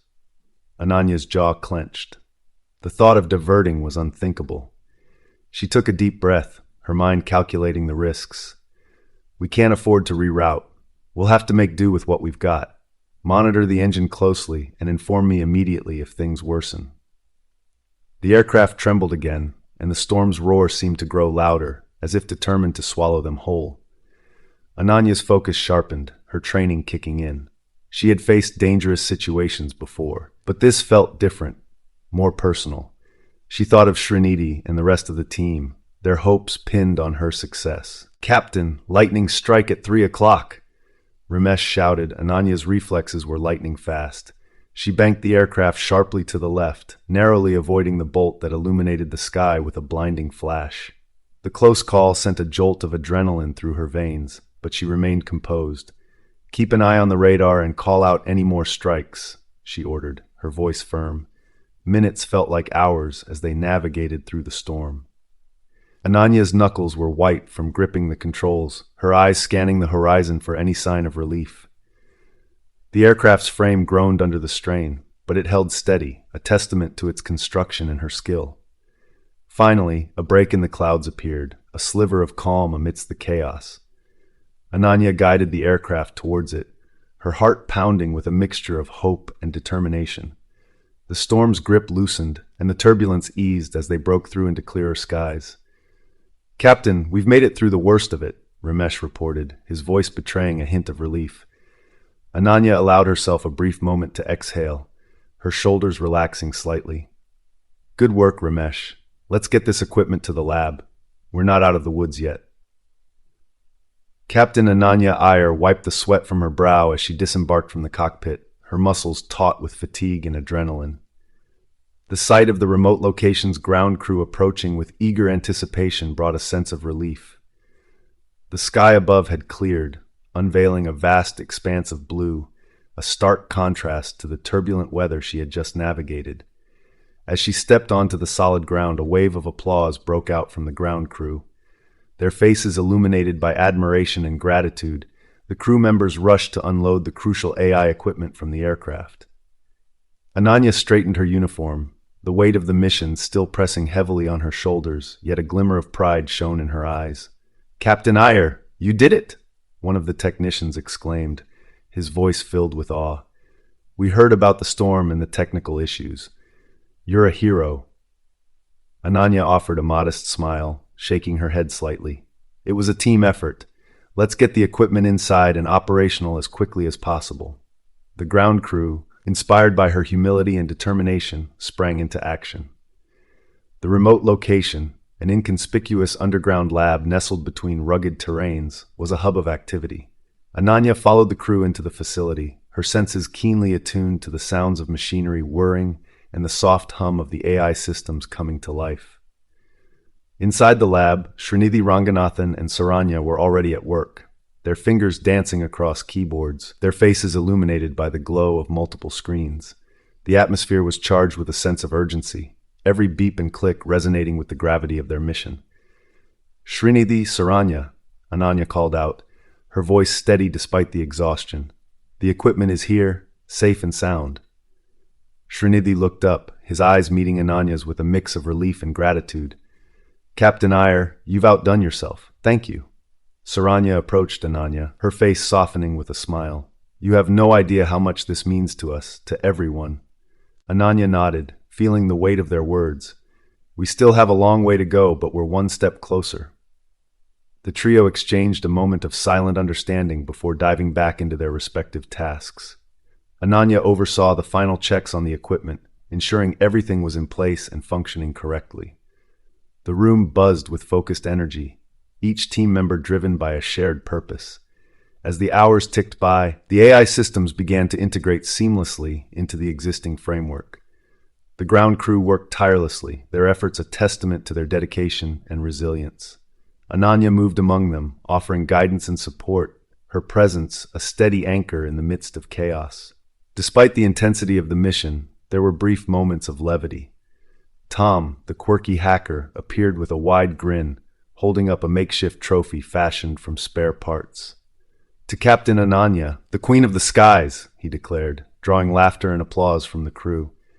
Ananya chuckled, accepting the impromptu award with a gracious bow. Thank you, Tom. But remember, we're all in this together. The camaraderie and mutual respect among the team members were palpable, their bonds forged in the crucible of shared challenges and triumphs. As the night wore on, the lab's atmosphere shifted from one of frantic urgency to a more measured, determined focus. The equipment was successfully integrated, and the team settled into a rhythm, their confidence bolstered by the day's achievements. Ananya took a moment to step outside, the cool night air a welcome respite. She gazed up at the stars, her thoughts drifting to the enormity of their task. The asteroid, god of chaos, loomed ever closer, a reminder of the stakes they faced. Yet, in that moment, she felt a renewed sense of purpose. Returning to the lab, Ananya found Srinidhi and Saranya deep in discussion, their faces etched with determination. She joined them, ready to face whatever challenges lay ahead. Together they were more than a team. They were a force, united by a common goal and an unwavering belief in their mission. The journey was far from over, but with each step they moved closer to securing the future of humanity. And in the quiet hum of the lab, amidst the whir of AI systems and the soft murmur of voices, there was a palpable sense of hope. Saranya paced the small break room, her hands fidgeting with the hem of her lab coat. The hum of the vending machine was the only sound, filling the silence with a monotonous drone. Srinidhi sat on a worn-out couch, his eyes following her restless movements. "Sit down, Saranya," he said gently, patting the space next to him. She hesitated, but finally sank down, her shoulders tense. "I can't, Srinidhi," she whispered, her voice trembling. "Every time I close my eyes, I see that asteroid. I see everything we've built, everything we are, just gone." Srinidhi reached out, taking her hand in his. "We're doing everything we can. We have the best minds, the best technology. We will stop it." Saranya looked at him, her eyes filled with fear and uncertainty. "What if it's not enough? What if we fail? I can't lose you, Srinidhi. Not like this." He squeezed her hand, his expression softening. "Saranya, we've faced impossible odds before. Remember the time we thought our AI model was a complete failure, and then we found that last-minute breakthrough? This is no different. We will find a way." She shook her head, tears welling up. "This is different. This isn't just a project. This is the world, our lives, and you're at the center of it all. If something happens to you, I don't know how I would cope." Srinidhi pulled her closer, wrapping his arm around her shoulders. "I know it's terrifying, but we have to believe in ourselves, in each other. I've always known you to be the strongest person in the room. Your compassion, your brilliance, it's what keeps me grounded." Saranya leaned into him, finding some solace in his warmth. "I just wish things were simpler. Sometimes I wonder if we're playing with forces we shouldn't." "Maybe we are," Srinidhi admitted, his voice barely above a whisper. "But if not us, then who? Someone has to take responsibility, to use what we've created for the greater good. I believe in what we're doing, and I believe in us." She looked up at him, her eyes searching his. "Promise me you'll be careful. Promise me you won't take unnecessary risks." He nodded, his gaze steady. "I promise, Saranya. We'll get through this together, and when it's all over, we'll have a future to look forward to. A future where we can build a life, maybe even start a family." A small smile tugged at her lips. "A family. I like the sound of that." They sat in silence for a moment, the weight of their mission hanging between them. The break room's fluorescent lights cast a stark glow, but in that small cocoon, they found a moment of peace, a brief respite from the storm raging outside. Finally, Saranya took a deep breath, her resolve hardening. "Okay, let's go back. There's still so much to do." Srinidhi stood, offering her a hand. "Yes, there is, but we'll face it together every step of the way." As they walked back into the lab, hand in hand, the hum of machines and the low murmur of their team greeted them. The dim light cast long shadows on the wooden walls of Mr. Shankar's private quarters. The room, filled with relics of past achievements, hummed with a sense of history. Ancient manuscripts coexisted with state-of-the-art technology, reflecting the mind of a man who straddled centuries of knowledge. Dr. Menon stood by the window, gazing out at the moonlit garden, her thoughts a turbulent sea of ethical dilemmas and moral quandaries. She turned as Mr. Shankar entered, his face etched with the wisdom and wariness of a lifetime devoted to AI. Dr. Menon, he greeted her with a nod, his voice a soothing baritone. He moved to a small, well-worn armchair and gestured for her to sit across from him. I believe it's time we had a conversation about the past. Dr. Menon took a seat, her curiosity piqued. She had always sensed there was more to Mr. Bly Shankar than met the eye, but his reticence had kept her at a respectful distance. Now, she felt the weight of anticipation as he prepared to unveil the story he had kept hidden for so long. Mr. Shankar leaned back, his eyes momentarily distant.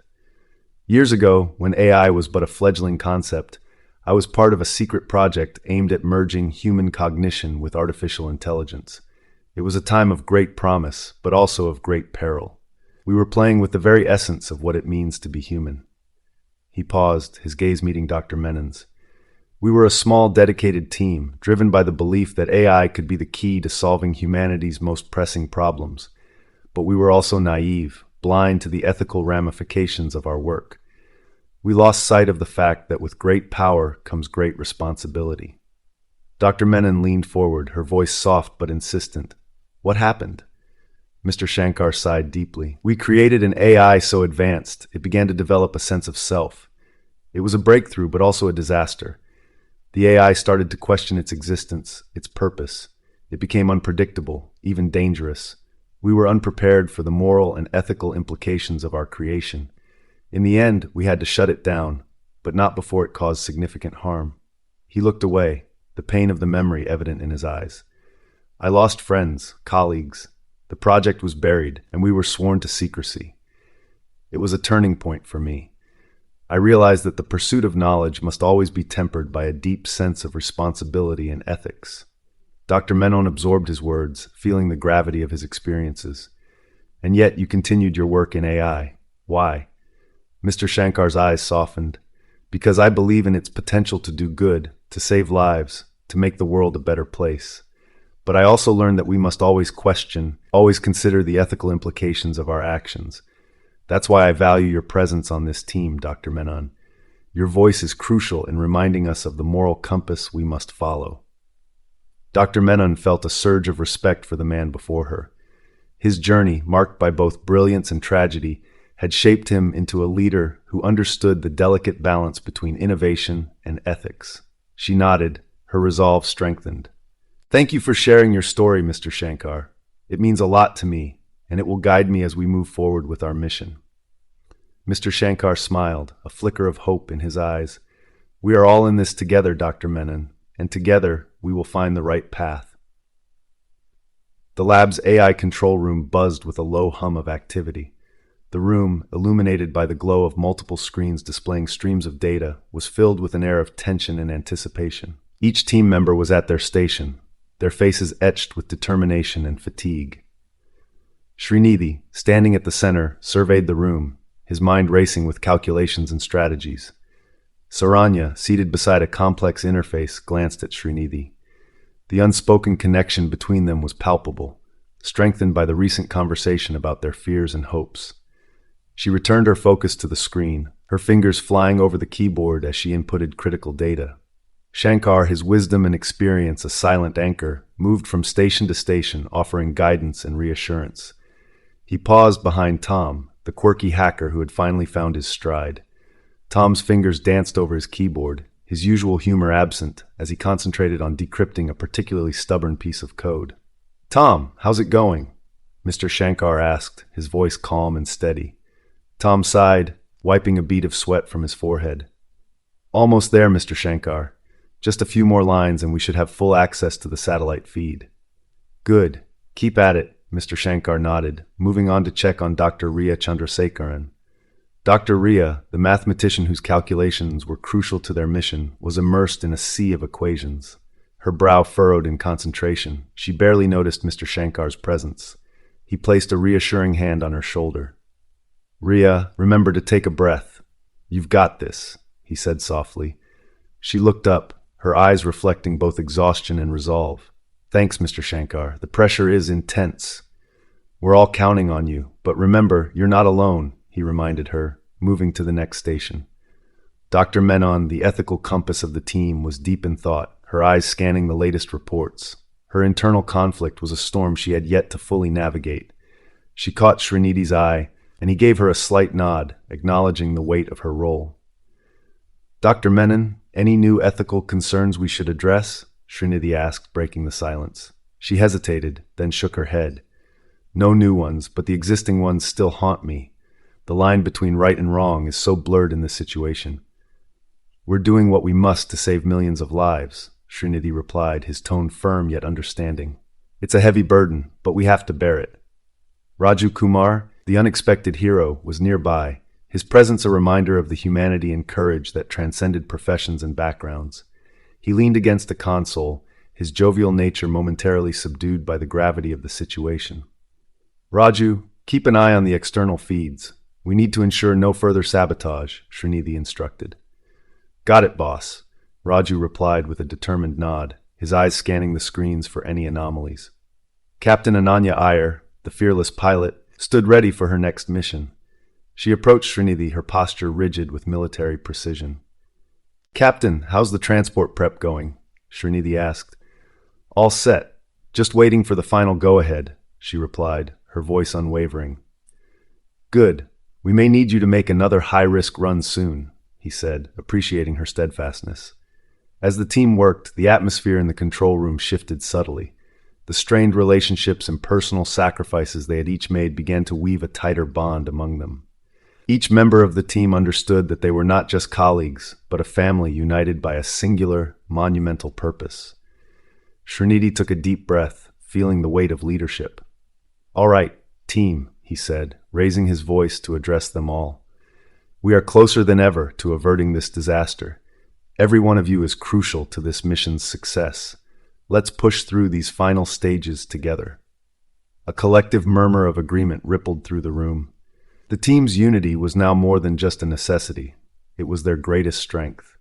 As they returned to their tasks, the tension was still there, but so was a newfound sense of camaraderie and hope. The lab's main control room buzzed with a palpable tension. The full team was assembled, each member focused intently on their respective stations. Monitors displayed real-time data streams, charts, and complex algorithms, while the room hummed with the soft whir of advanced AI systems processing at maximum capacity. Srinidhi stood at the center, his eyes scanning the myriad of screens. He took a deep breath, feeling the weight of the world pressing down on his shoulders. Beside him, Saranya's fingers flew across her keyboard, her face a mask of concentration. Their final plan to divert the asteroid was about to be executed, and every second counted. "Status report," Srinidhi called out, his voice steady despite the turmoil inside him. Mr. Shankar, standing by a console, nodded. "AI systems are fully operational. We're ready to initiate the first phase of the diversion plan." Tom, the team's quirky hacker, chimed in from his station. "All security protocols are in place. No sign of interference from Dave, but I'm keeping an eye on any anomalies." Srinidhi gave a curt nod of approval. "Good. Saranya, how's the trajectory calculation?" Saranya's eyes flicked from her screen to Srinidhi. "We're on track. The AI's predictive models are holding steady, but there's a margin of error we need to account for." "Dr. Ria?" Dr. Ria Chandrasekaran, the top-tier mathematician, looked up, her face pale but determined. "I've triple-checked the calculations. We have a 90% probability of success, but any deviation from the plan could be catastrophic." Srinidhi's gaze shifted to Dr. Akila Menon, who stood with her arms crossed, her expression unreadable. "Dr. Menon, any ethical concerns at this stage?" Dr. Menon sighed, her eyes reflecting the weight of the moral dilemmas they've faced. "We've debated and analyzed every aspect. At this point, all we can do is trust in our work and each other." Captain Ananya Iyer, the skilled fighter pilot, stepped forward.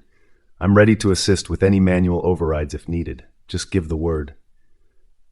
Raju Kumar, the jovial auto driver turned unlikely hero, stood at the back, observing the high-stakes operation with a mix of awe and determination. Despite his limited technical knowledge, his presence was a reminder of the human spirit's resilience. Srinidhi took another deep breath and turned to the team. "All right, let's do this. Initiate Phase 1. The room plunged into a coordinated frenzy of activity. Mr. Shankar triggered the AI systems, which began to execute the intricate algorithms designed to alter the asteroid's trajectory. Data flowed across the screens like rivers of light, each number and graph representing the culmination of their collective efforts. Tom's fingers danced over his keyboard, ensuring the security protocols held firm. No anomalies so far. Systems are secure. Ria monitored the calculations, her eyes darting between her notes and the data on the screen. Trajectory is holding. No significant deviations. Saranya's face was illuminated by the glow of her monitor. AI response is optimal. We're within the safe parameters. Srinidhi felt a flicker of hope. Good, prepare for phase 2. As the team transitioned to the next phase, a sudden alert flashed on one of the monitors. Tom's expression shifted from relief to alarm. We've got an anomaly, possible sabotage. Srinidhi's heart raced. Is it Dave? Tom's fingers flew across the keyboard. Can't confirm, but it looks like an external breach attempt. Mr. Shankar stepped in, his voice calm but urgent. Activate the failsafe protocols. We can't let this derail us. Captain Ananya moved to her station, ready to assist. I'm standing by for any manual interventions. Saranya's hands trembled slightly as she worked. Srinidhi, we can't afford any delays. The window for altering the asteroid's trajectory is closing. Srinidhi's mind raced, weighing their options. Tom, can you isolate the breach? Tom nodded, his focus intense, working on it. Minutes felt like hours as the team scrambled to counter the threat. The tension in the room was suffocating, each member acutely aware of the stakes. Finally, Tom's voice broke the silence. Breach isolated. A collective sigh of relief swept through the room. Srinidhi's shoulders relaxed slightly. Good work, Tom. Let's proceed with phase 2. As the team continued their efforts, the screens began to show promising results. The asteroid's trajectory was shifting, albeit slowly. There was still a long way to go, but hope flickered anew. Srinidhi glanced at Saranya, their eyes locking for a brief moment. In that silent exchange, they found strength in each other. Let's finish this, Srinidhi said, his voice filled with determination. The AI control room hummed with the low thrum of machines and the occasional beep of systems running diagnostics. Srinidhi stood in front of the main console, his fingers moving swiftly over the keys, his eyes darting across screens filled with complex data. Saranya sat beside him, her face illuminated by the glow of the monitors. She was intently focused on a stream of numbers, her brow furrowed in concentration.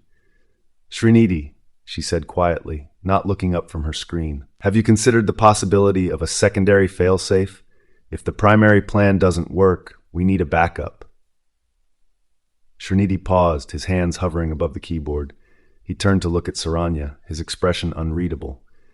We've accounted for every variable we can think of, Saranya.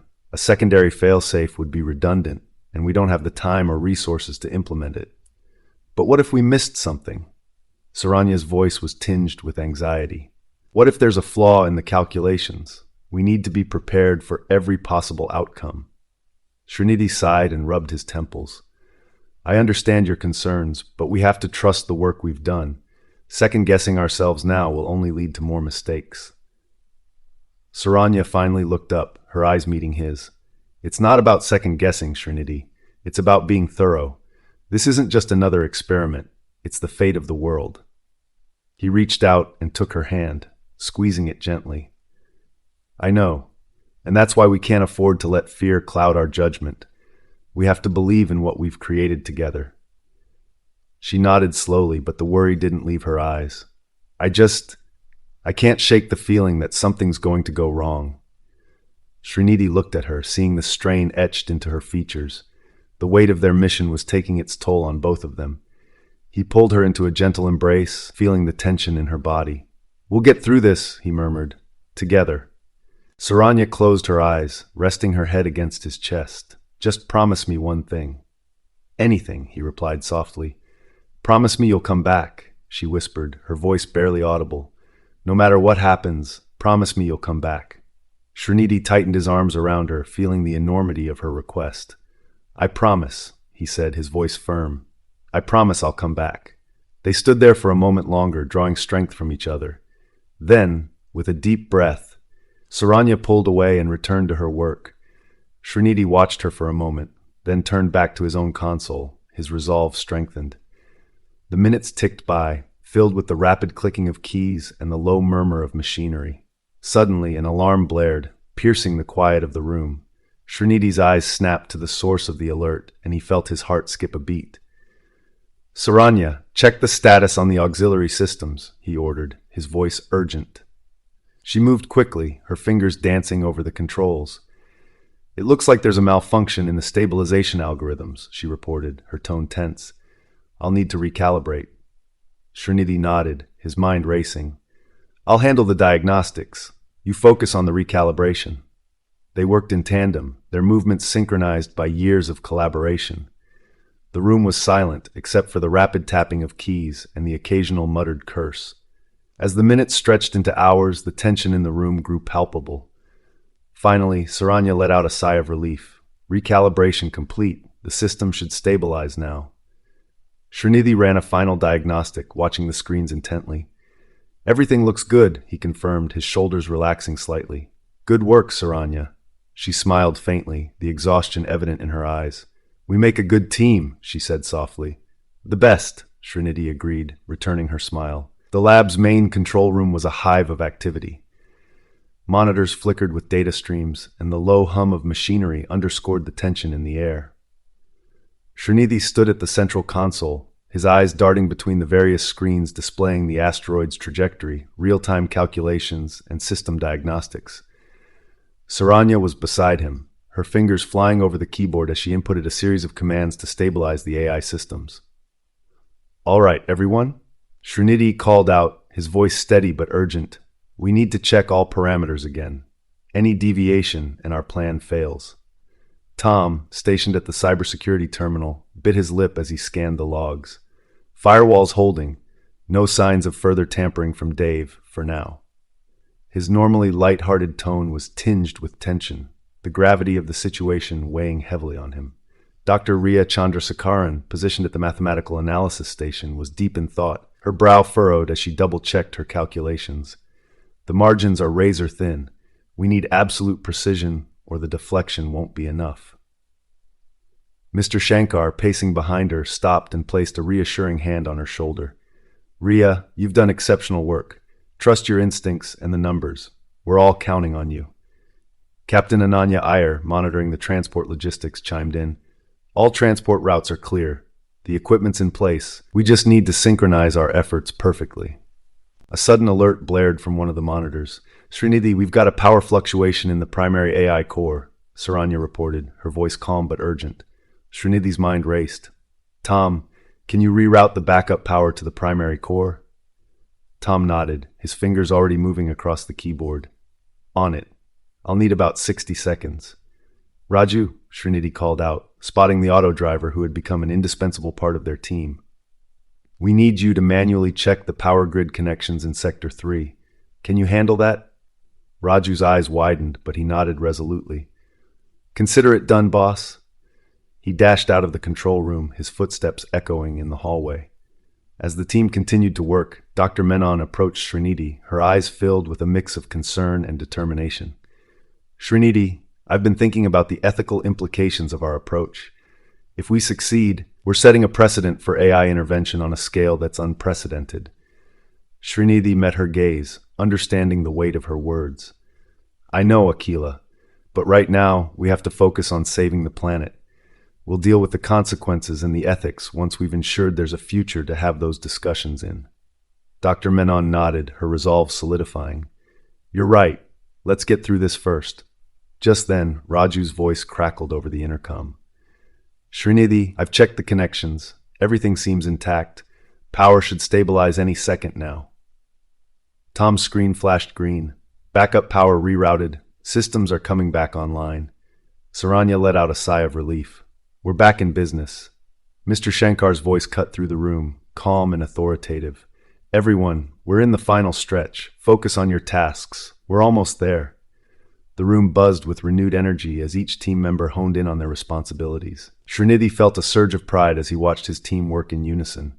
Challenges and obstacles were inevitable, but their unity and determination were their greatest strengths.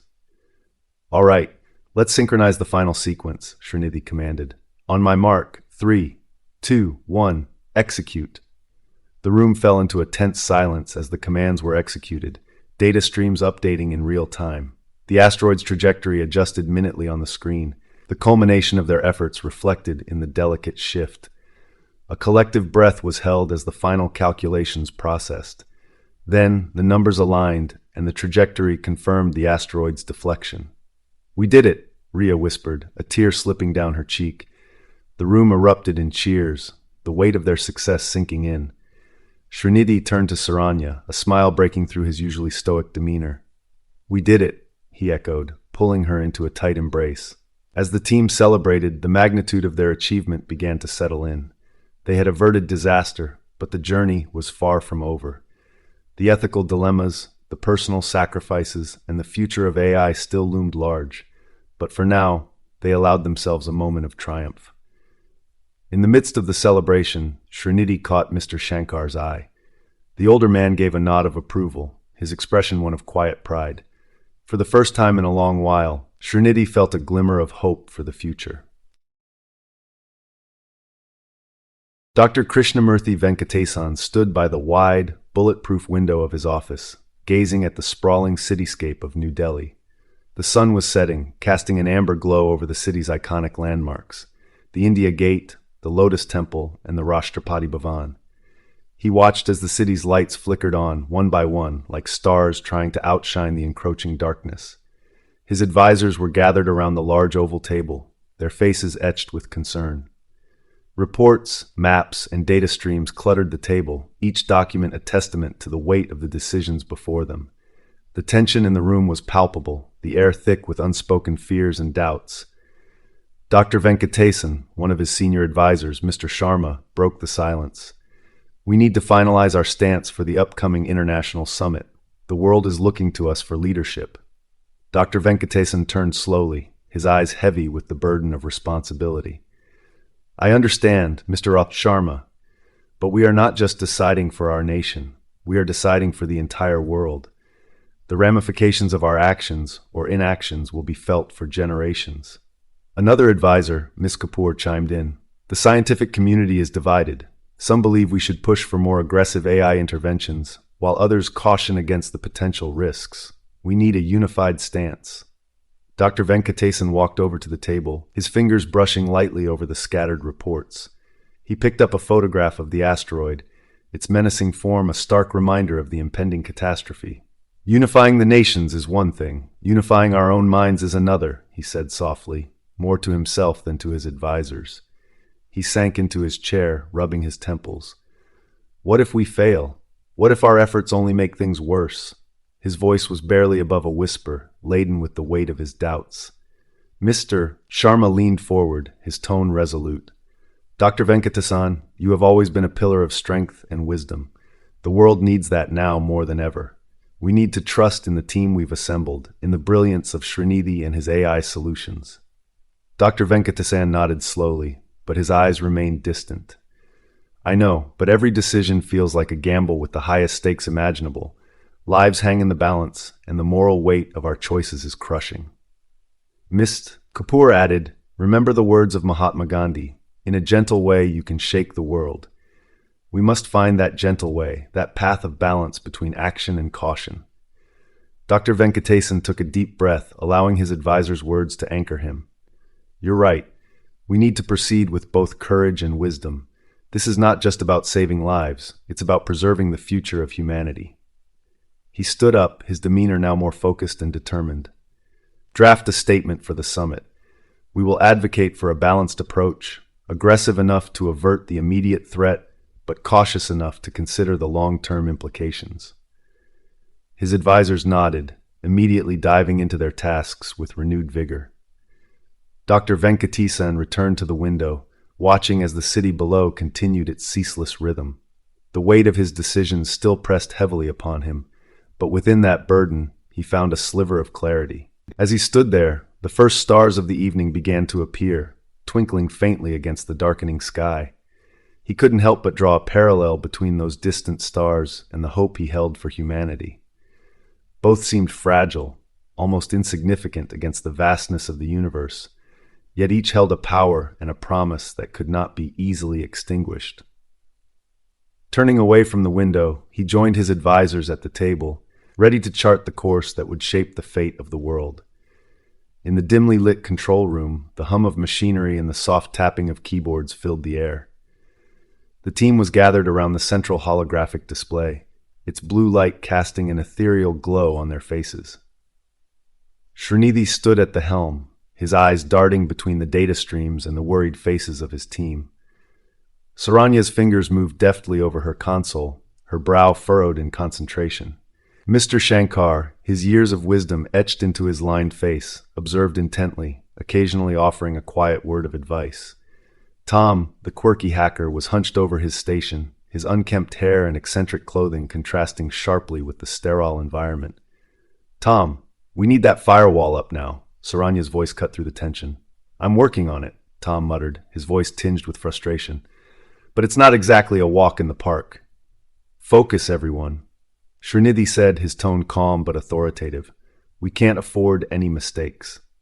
A moment of silence followed, the weight of their mission pressing down on them. Dr. Menon, the ethical compass of the team, broke it with her soft but firm voice. "We need to talk about the implications of what we're doing," she said, her gaze fixed on Srinidhi. "We're playing with forces we barely understand." "Not now, Akila," Srinidhi replied, his eyes never leaving the display. "We have a mission to complete." "That's exactly why we need to discuss it now," Dr. Menon insisted. "What if we're making a mistake that could cost us everything?" Saranya stopped typing, her eyes flickering to Dr. Menon. "Akila, we've been through this. We know the risks. But do we understand them fully?" Dr. Menon's voice rose slightly, her frustration evident. "We're using AI to influence something on a cosmic scale. The ethical ramifications are enormous." Raju, the auto driver turned unlikely hero, stepped forward. "Look, I may not understand all the technical stuff, but I know one thing. We don't have time for this. We need to act." Dr. Riya Chandrasekaran, the mathematician responsible for the critical calculations, added her voice to the mix. "Raju's right. Every second we waste debating is a second closer to disaster." Captain Ananya Iyer, her posture as rigid as her resolve, spoke up. "We need to trust each other. We've come this far together. Let's not fall apart now." The control room fell into a tense silence. Srinidhi took a deep breath, his eyes scanning the faces of his team. "Akila," he began, his voice steady but filled with emotion, "I understand your concerns, but right now we need to focus on the task at hand. We can discuss the ethics once we've ensured there's still a world to debate them in." Dr. Menon looked at him, her eyes filled with a mixture of frustration and understanding. "Fine," she conceded, "but this isn't over." Srinidhi nodded, grateful for her temporary acquiescence. "Thank you. Now, let's get to work." The room buzzed with renewed energy as the team refocused on their tasks. Tensions remained high, but the sense of unity and shared purpose began to reassert itself. They were on the brink of something monumental, and despite their internal conflicts, they knew they had to pull together. As the minutes ticked by, the team's collective efforts began to show progress. Tom's fingers flew over the keyboard, his earlier frustration replaced by determination. Saranya's calculations matched seamlessly with Dr. Ria's, and Captain Ananya's logistical planning ensured that everything was in place for the final push. Mr. Shankar moved towards Srinidhi, placing a reassuring hand on his shoulder. "You're doing well, Srinidhi. Remember, leadership isn't just about making decisions, it's about bringing people together." Srinidhi nodded, the weight of Mr. Shankar's words sinking in. He looked around at his team, each member contributing their unique skills and perspectives. Despite their differences, they were united by a common goal: to save the world. "All right, team," he said, his voice filled with renewed confidence. "Let's finish this." The room erupted into a flurry of activity, each member driven by the knowledge that they were fighting for something greater than themselves. As the final pieces of their plan began to fall into place, the team braced themselves for the challenge ahead. The conference room was dimly lit, the soft hum of the overhead projector casting a faint glow on the stern faces surrounding the table. Srinidhi sat at the head, his fingers tapping rhythmically on the polished wood, a habit that had become his silent companion in moments of deep contemplation. The air was thick with unspoken tension, the kind that clings to your skin and makes it hard to breathe. "Mr. Shankar," seated beside him, observed the team with a discerning eye. He could sense the fraying edges of their resolve, the cracks beginning to show under the immense pressure. He cleared his throat, drawing everyone's attention. His voice, calm and steady, cut through the silence like a beacon in the fog. "Srinidhi," he began, his tone carrying the weight of years of wisdom. "Sometimes leadership is not just about making decisions, but about understanding the people who follow you."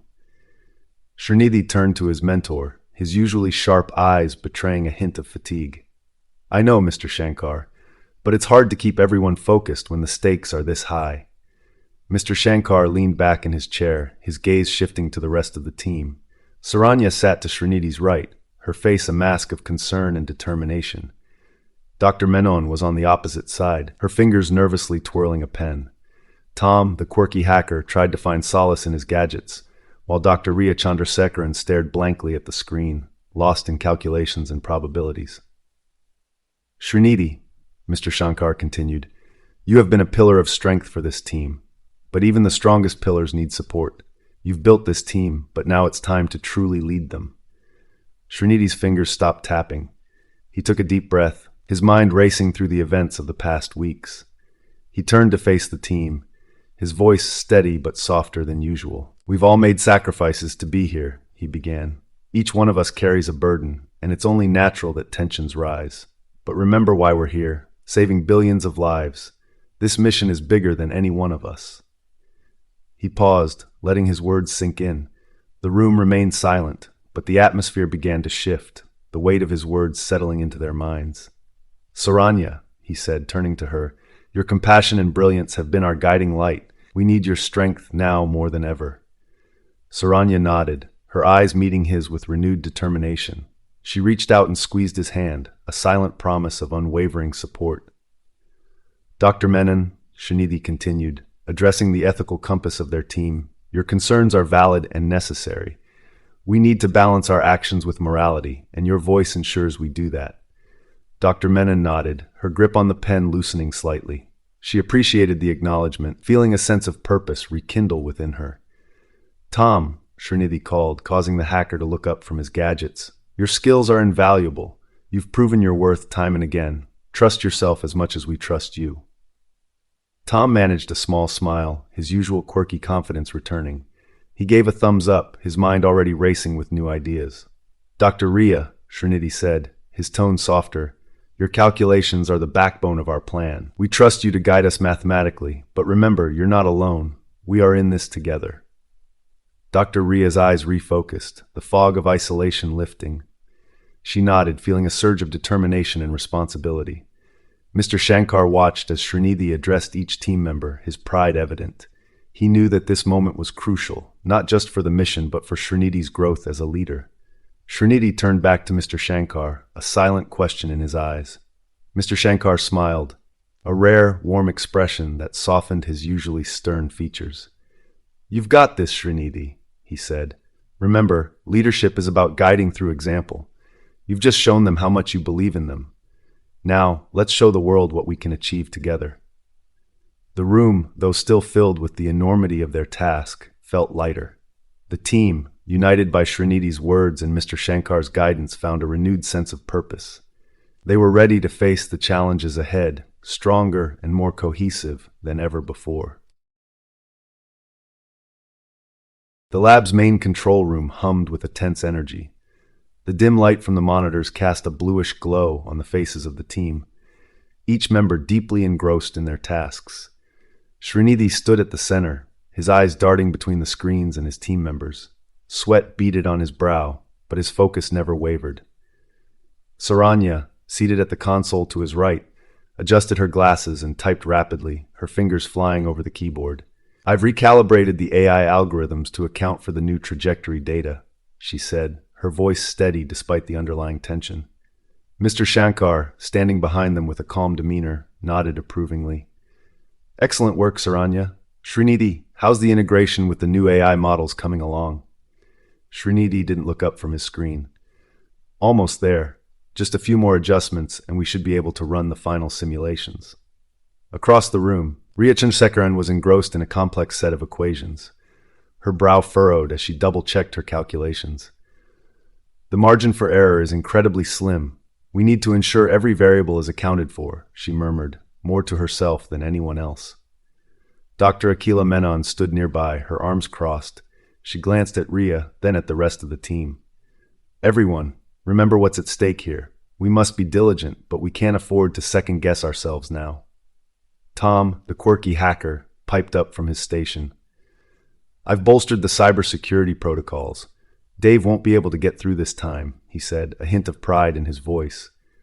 Captain Ananya Iyer, who had just arrived from her successful mission, walked in with a determined stride.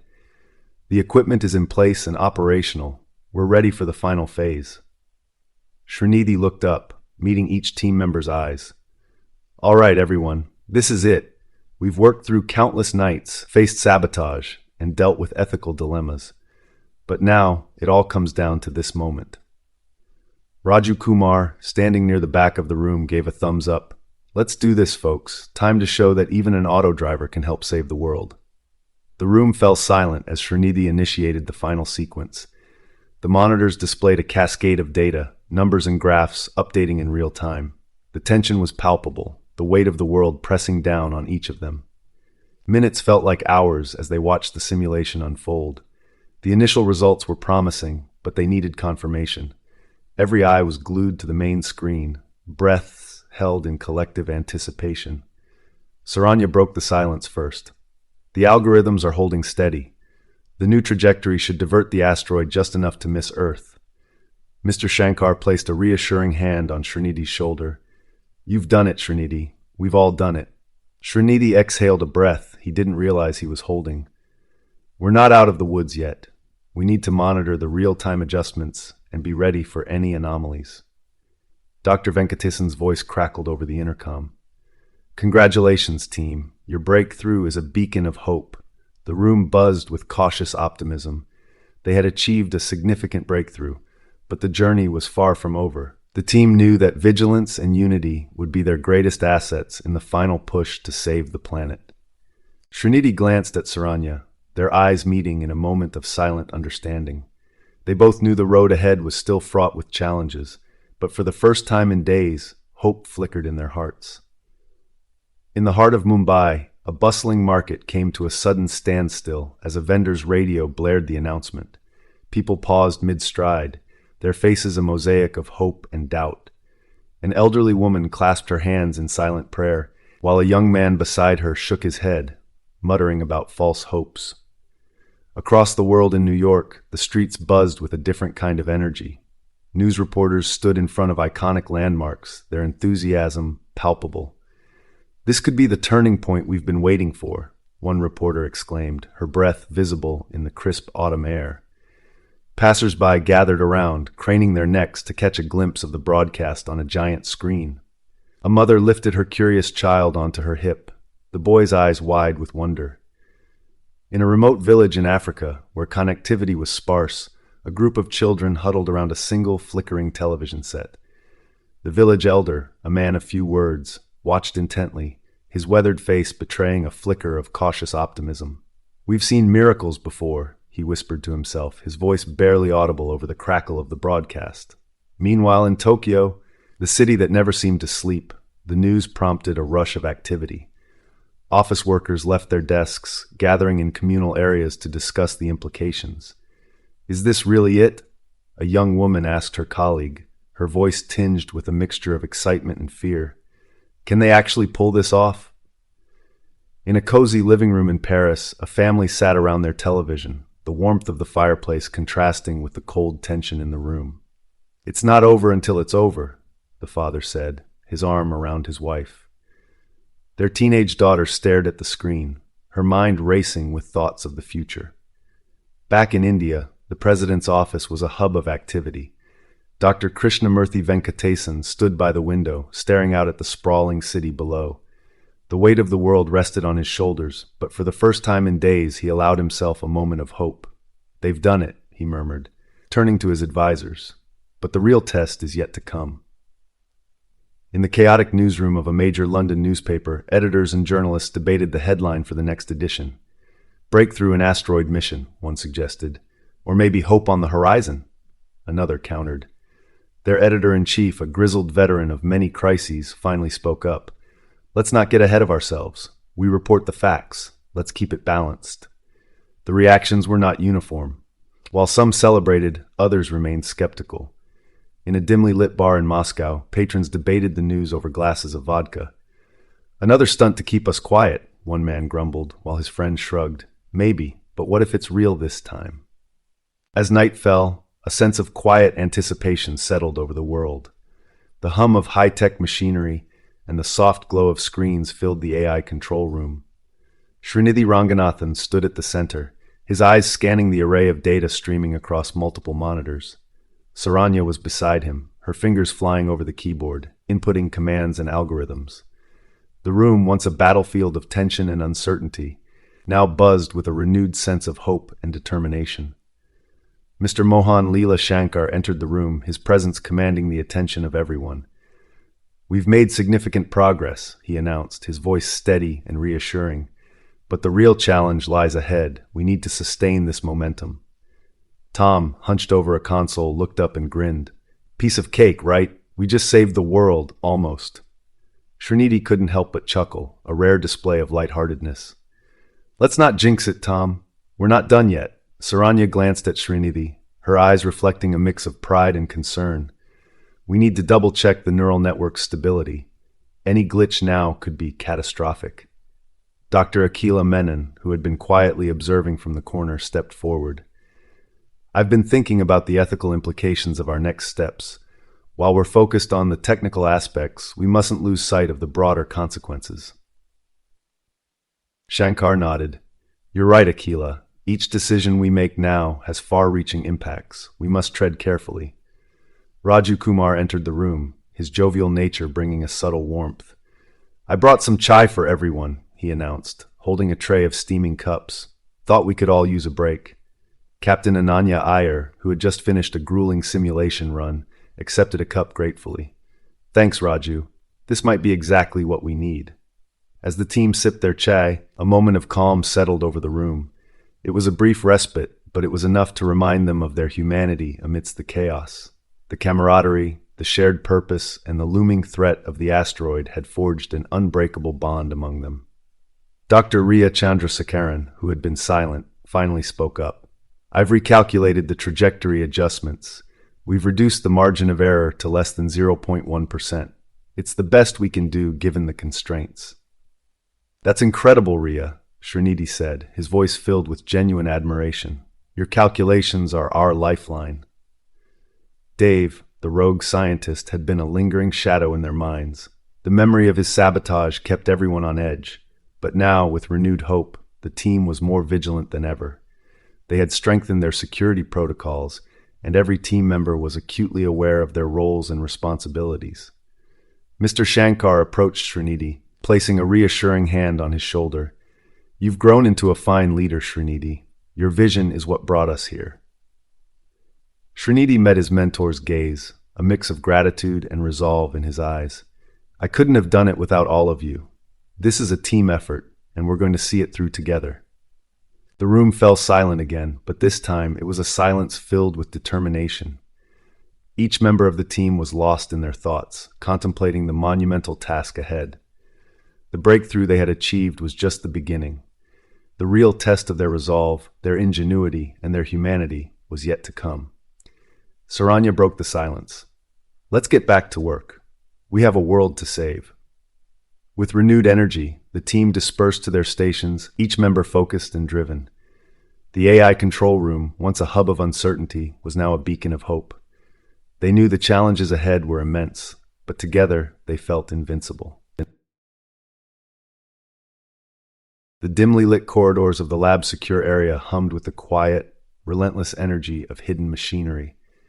The faint glow from emergency lights cast long shadows, creating an eerie atmosphere that contrasted sharply with the bustling activity of the main control room. Dave moved stealthily, his footsteps barely audible against the polished concrete floor. The tension in his posture was palpable as he navigated the labyrinthine passageways, his mind consumed by the dark resolve that had driven him to this point. He slipped into a small, unmarked room, its walls lined with server racks and intricate wiring, The faint hum of cooling fans filled the air, a constant reminder of the vast network of AI systems that lay at the heart of their mission. Dave's eyes scanned the room with a practiced precision, locating the terminal he needed. He approached it with a deliberate calm, his fingers hovering momentarily over the keyboard before he began to type with fervent intensity. In the control room, Srinidhi and Saranya were engrossed in a discussion about the final adjustments needed for the AI systems. The breakthrough they had achieved had brought a renewed sense of hope and determination, but there was still so much to be done. Mr. Shankar, observing from a distance, sensed the urgency in their voices. His eyes flickered with a mixture of pride and concern as he watched his protégés work tirelessly. Suddenly, an alarm blared through the lab, shattering the focused silence. Red warning lights flashed ominously, casting a crimson hue over the room. Srinidhi's heart skipped a beat as he rushed to the nearest console, his mind racing to comprehend the source of the disturbance. Saranya's expression mirrored his anxiety as she scanned the data streaming across her screen. "What's happening?" she demanded, her voice edged with panic. "System breach," Srinidhi replied tersely, his fingers flying over the keyboard. "Someone's tampering with the AI control infrastructure." Mr. Shankar's eyes narrowed. "Dave," he muttered under his breath, the realization hitting him with a sickening certainty. He had always suspected that Dave's nihilistic beliefs could drive him to extreme measures, but he had hoped that the rogue scientist would be kept in check by the team's vigilance. "We need to isolate the affected systems and secure the critical nodes," Srinidhi instructed, his voice steady despite the chaos. He knew that any delay could have catastrophic consequences for their mission. The fate of the world rested on their shoulders, and there was no room for error. As the team scrambled to contain the breach, Dave continued his work with a grim determination. He knew that his actions would be seen as treachery, but in his mind, he was doing what was necessary. Humanity needed to face its fate, unshielded by the technological marvels that Srinidhi and his team had created.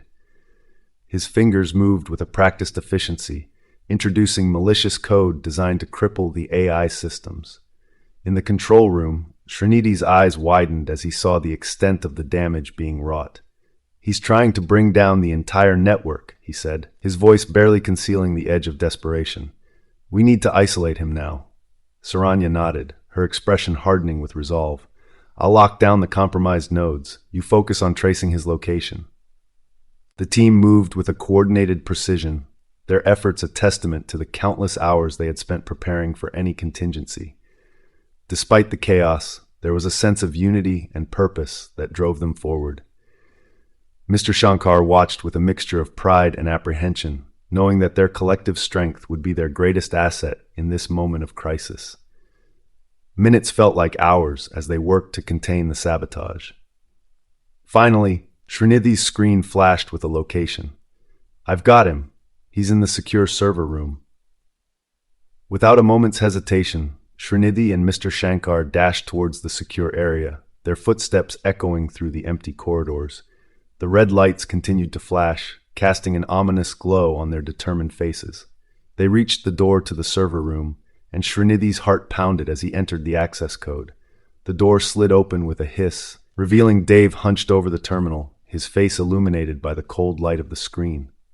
He looked up, his expression a twisted mix of defiance and resignation. "Step away from the terminal, Dave," Srinidhi commanded, his voice firm. Dave's eyes flickered with a moment of hesitation, but his hands remained on the keyboard. "You don't understand," he said, his voice trembling with conviction. "This is what needs to be done." "You're condemning billions of lives, Mr. Kat," Shankar interjected, his voice heavy with the weight of his words. "We can find a way to address your concerns, but not like this." Dave's gaze hardened. Humanity needs to face its fate. We've meddled too much with things we don't fully understand. Srinidhi took a step forward, his eyes locked on Dave's. "We have a chance to save the world, Dave. Don't throw that away." For a moment, the room was filled with a tense silence, the flashing red lights casting eerie shadows on their faces. Then, with a resigned sigh, Dave's hands slipped from the keyboard. He stood up slowly, his expression one of weary defeat. "I hope you're right," he said quietly as they escorted him out of the room. "I really do." Srinidhi's fingers flew over the keyboard, rapidly typing commands into the central console as the team scrambled to recover from Dave's latest sabotage. The screens around them flashed with error messages, each a stark reminder of the obstacles they faced. How did he manage to get past our security protocols again? Saranya's voice was tense as she worked beside Srinidhi, her eyes darting between multiple data feeds. Mr. Shankar, normally a pillar of calm, was pacing the room with uncharacteristic agitation. Dave has always been brilliant, but this is beyond anything we could have anticipated. We need to secure our systems immediately. Srinidhi paused for a moment, taking a deep breath before speaking. We underestimated him, but we can't afford to waste time on regrets. Let's focus on locking down our AI systems and preventing any further intrusions. Saranya nodded, her fingers moving with renewed determination. I'm rerouting power to the backup servers and initiating a full system scan. This will take a few minutes, but it should help us identify any other vulnerabilities Dave might exploit. Mr. Shankar stopped pacing and moved to a nearby console, his hands steady as he began inputting commands. I'll work on isolating the affected nodes.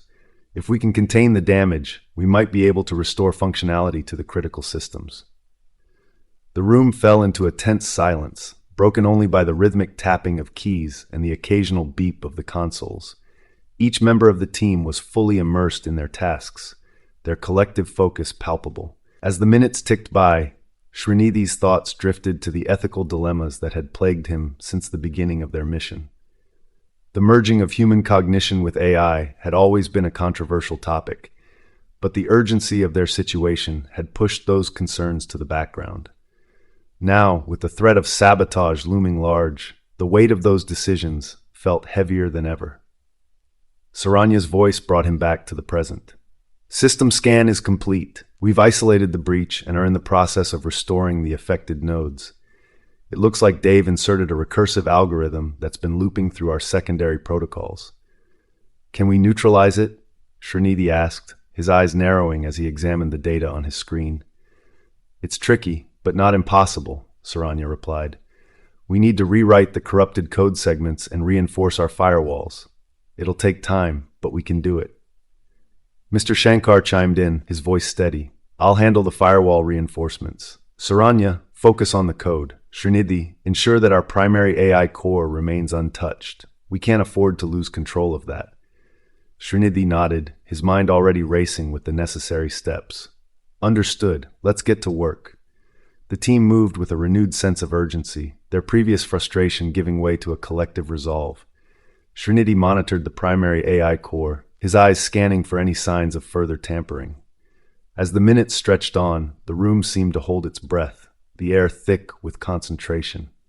After what felt like an eternity, Saranya leaned back in her chair, a small smile breaking through her tense expression. Corrupted code segments have been rewritten, the recursive algorithm has been neutralized. Mr. Shankar's hands stilled on his console, firewalls reinforced. Srinidhi met her gaze, drawing strength from her unwavering support. Yes, we will. Let's keep moving forward. Under the dim, flickering light of his hidden lair, the rogue scientist Dave sat at a cluttered desk, surrounded by an array of antique books and disassembled gadgets. The air was thick with the scent of dust and neglect, a testament to the years he had spent here, brooding over his fractured past and nihilistic beliefs. His fingers traced the edges of an old photograph, its corners frayed from countless contemplative nights. They had met in university, their shared passion for the cosmos drawing them together like celestial bodies in a gravitational dance. Dave's thoughts drifted to the accident that had shattered his world. Anna had been working on a project to harness solar energy when a malfunctioning prototype exploded, claiming her life and leaving him with scars that ran deeper than the ones on his skin. The institution had brushed it off as an unfortunate mishap, a footnote in their relentless pursuit of progress. But for Dave, it was the moment everything changed. He had once believed in the power of science to better humanity, to unlock the mysteries of the universe and improve lives. But Anna's death had revealed to him the other side of that coin. The callousness with which institutions and individuals could pursue knowledge, often at the expense of ethical considerations and human life. It was this revelation, that had driven him to the fringes of the scientific community, where he had begun to question the very foundations of his beliefs. Dave's eyes hardened as he looked at the photograph, his resolve steeling. The asteroid God of Chaos was a cosmic reckoning, a chance for humanity to face the consequences of their unchecked ambitions and hubristic pursuits. He believed that by stopping Srinidhi and his team, he was preventing another tragedy, another Anna, from happening. In his mind, the asteroid was not a harbinger of doom, but a necessary purging force, a way to reset the balance of nature. He turned his attention to the array of monitors before him, each displaying real-time data streams from the lab he had infiltrated. His sabotage had set them back, but he knew they were resilient, a trait he both admired and despised. His next move had to be more decisive, more devastating. He began to code, his fingers flying over the keyboard with a precision born of years of practice and a mind singularly focused on his mission. As the lines of code scrolled across the screen, Dave's thoughts returned to Mr. Shankar. The godfather of modern AI had once been a mentor to him as well, a guiding light in his early career. But their paths had diverged sharply after Anna's death. Where Mr. Shankar saw the promise of AI as a tool for salvation, Dave saw it as another instrument of human folly, prone to the same ethical compromises and potential for destruction. The room's silence was punctuated by the occasional clack of keys, the hum of outdated machinery, and the distant rumble of city life above his subterranean hideaway. Dave worked with a fervor that bordered on the manic, driven by the ghosts of his past and the convictions that had grown in their wake. He was a man on a mission, not for glory or recognition, but for what he believed was a higher cause, to save humanity from itself, even if it meant letting them face the asteroid's wrath. With a final keystroke, he leaned back in his chair, exhaling deeply. The code was ready, a digital time bomb waiting to be unleashed. He knew the risks, the potential for failure, but in his mind it was a necessary gamble. Dave stood, taking one last look at the photograph before tucking it into his coat pocket. He would carry Anna's memory with him, a reminder of the price of unchecked ambition, and a silent promise that her death would not be in vain. The virtual meeting room buzzed with tension, the faces of the team members and international representatives flickering on the screen.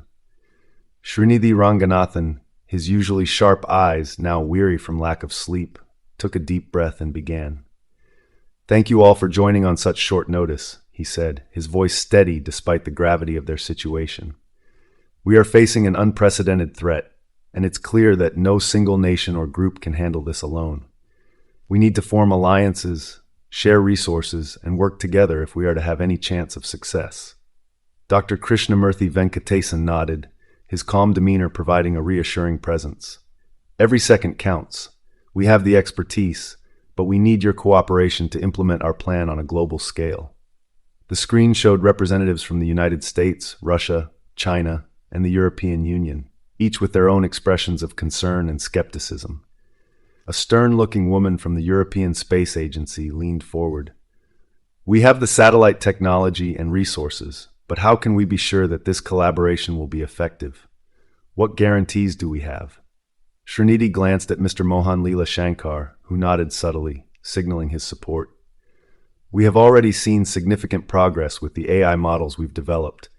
However, we need your satellite data to refine our calculations and ensure precision. This is not just about trust, it's about survival." Captain Ananya Iyer, her face set with determination, interjected. "I recently completed a high-risk mission to transport crucial AI equipment. The stakes are high, but our commitment is unwavering. We need to put aside our differences and focus on the common goal." Tom, the quirky hacker, added with a wry grin, "And let's not forget the technical hurdles. Sharing our technologies could mean the difference between success and failure. We've got some serious brainpower on this team, but even we need your help." A representative from China, a middle-aged man with a stern face, spoke up. "We are willing to cooperate, but there must be transparency. We need access to all data and plans to ensure mutual benefit." Dr. Menon, the team's ethical compass, leaned in, her voice measured. "Transparency and ethical considerations are paramount. This is not just about diverting an asteroid. It's about setting a precedent for global cooperation in the face of existential threats. Saranya, her eyes reflecting both fear and hope, added softly, "We are all in this together. The implications of our actions will be felt for generations to come. Let's make sure we act with integrity and unity." The room fell silent for a moment, the weight of their collective responsibility hanging heavily in the air. Raju Kumar, the auto driver from Chennai, broke the silence with his characteristic joviality. "Folks, if a humble auto driver like me can find a way to help, I'm sure all of you can too. Let's roll up our sleeves and get to work." The representatives exchanged glances, the initial skepticism slowly giving way to a shared sense of purpose. One by one, they nodded their agreement, signaling their readiness to form the alliances necessary to avert disaster. Srinidhi felt a surge of relief and determination. "Thank you. Let's get started. We have no time to lose." As the meeting continued, details of the collaboration were hashed out, with each nation pledging resources and expertise. The atmosphere shifted from one of tension to one of cautious optimism. The fate of the world now rested on their ability to work together, to harness the power of AI and human ingenuity in the face of impending doom. Srinidhi stood on the rooftop of his high-tech lab, the warm breeze ruffling his hair as the sun set over Mumbai. He watched the city below, a sea of activity, unaware of the looming threat. Footsteps approached, breaking his reverie. "Srinidhi," Saranya called softly as she joined him, her eyes reflecting both concern and determination. "The team is ready. It's time to share our technology with the new allies." He nodded, taking a deep breath. "Let's do this." Inside the lab, the atmosphere was charged with a mix of tension and hope.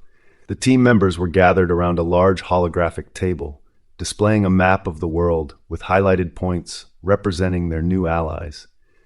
The virtual meeting room buzzed with activity as international representatives appeared on the screen, their faces filled with anticipation. Dr. Krishnamurthy Venkatesan stood at the head of the table, his calm demeanor providing a steadying presence. "Ladies and gentlemen, we are here to share the technology that will enable us to avert the asteroid. This collaboration is crucial to our success." Srinidhi stepped forward, his voice steady and authoritative.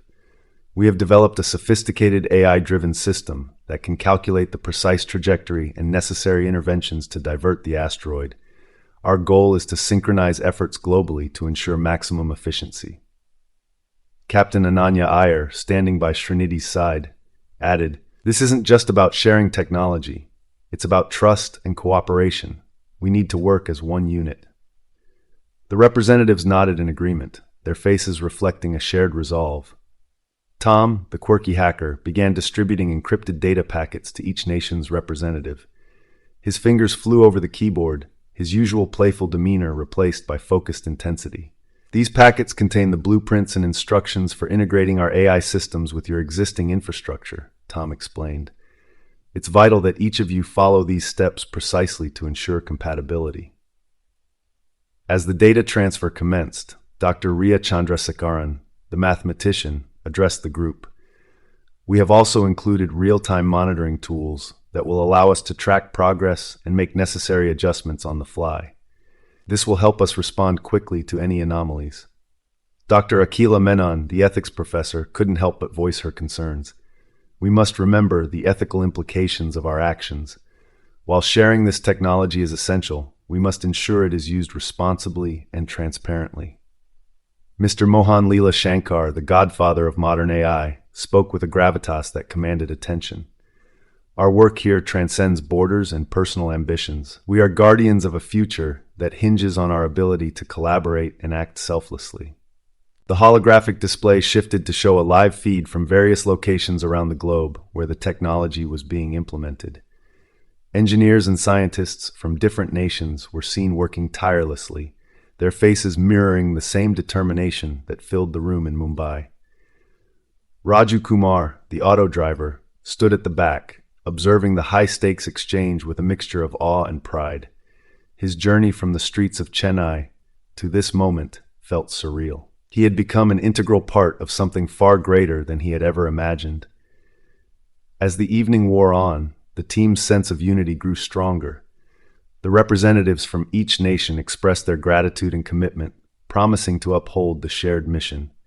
The room buzzed with a renewed sense of purpose. Srinidhi looked around at his team, feeling a deep sense of gratitude. Each member had brought something unique to the table, and together they had forged an alliance that could very well save the planet. He caught Saranya's eye, and she gave him a reassuring smile. "We're not just sharing technology," Srinidhi said, his voice resonating with conviction.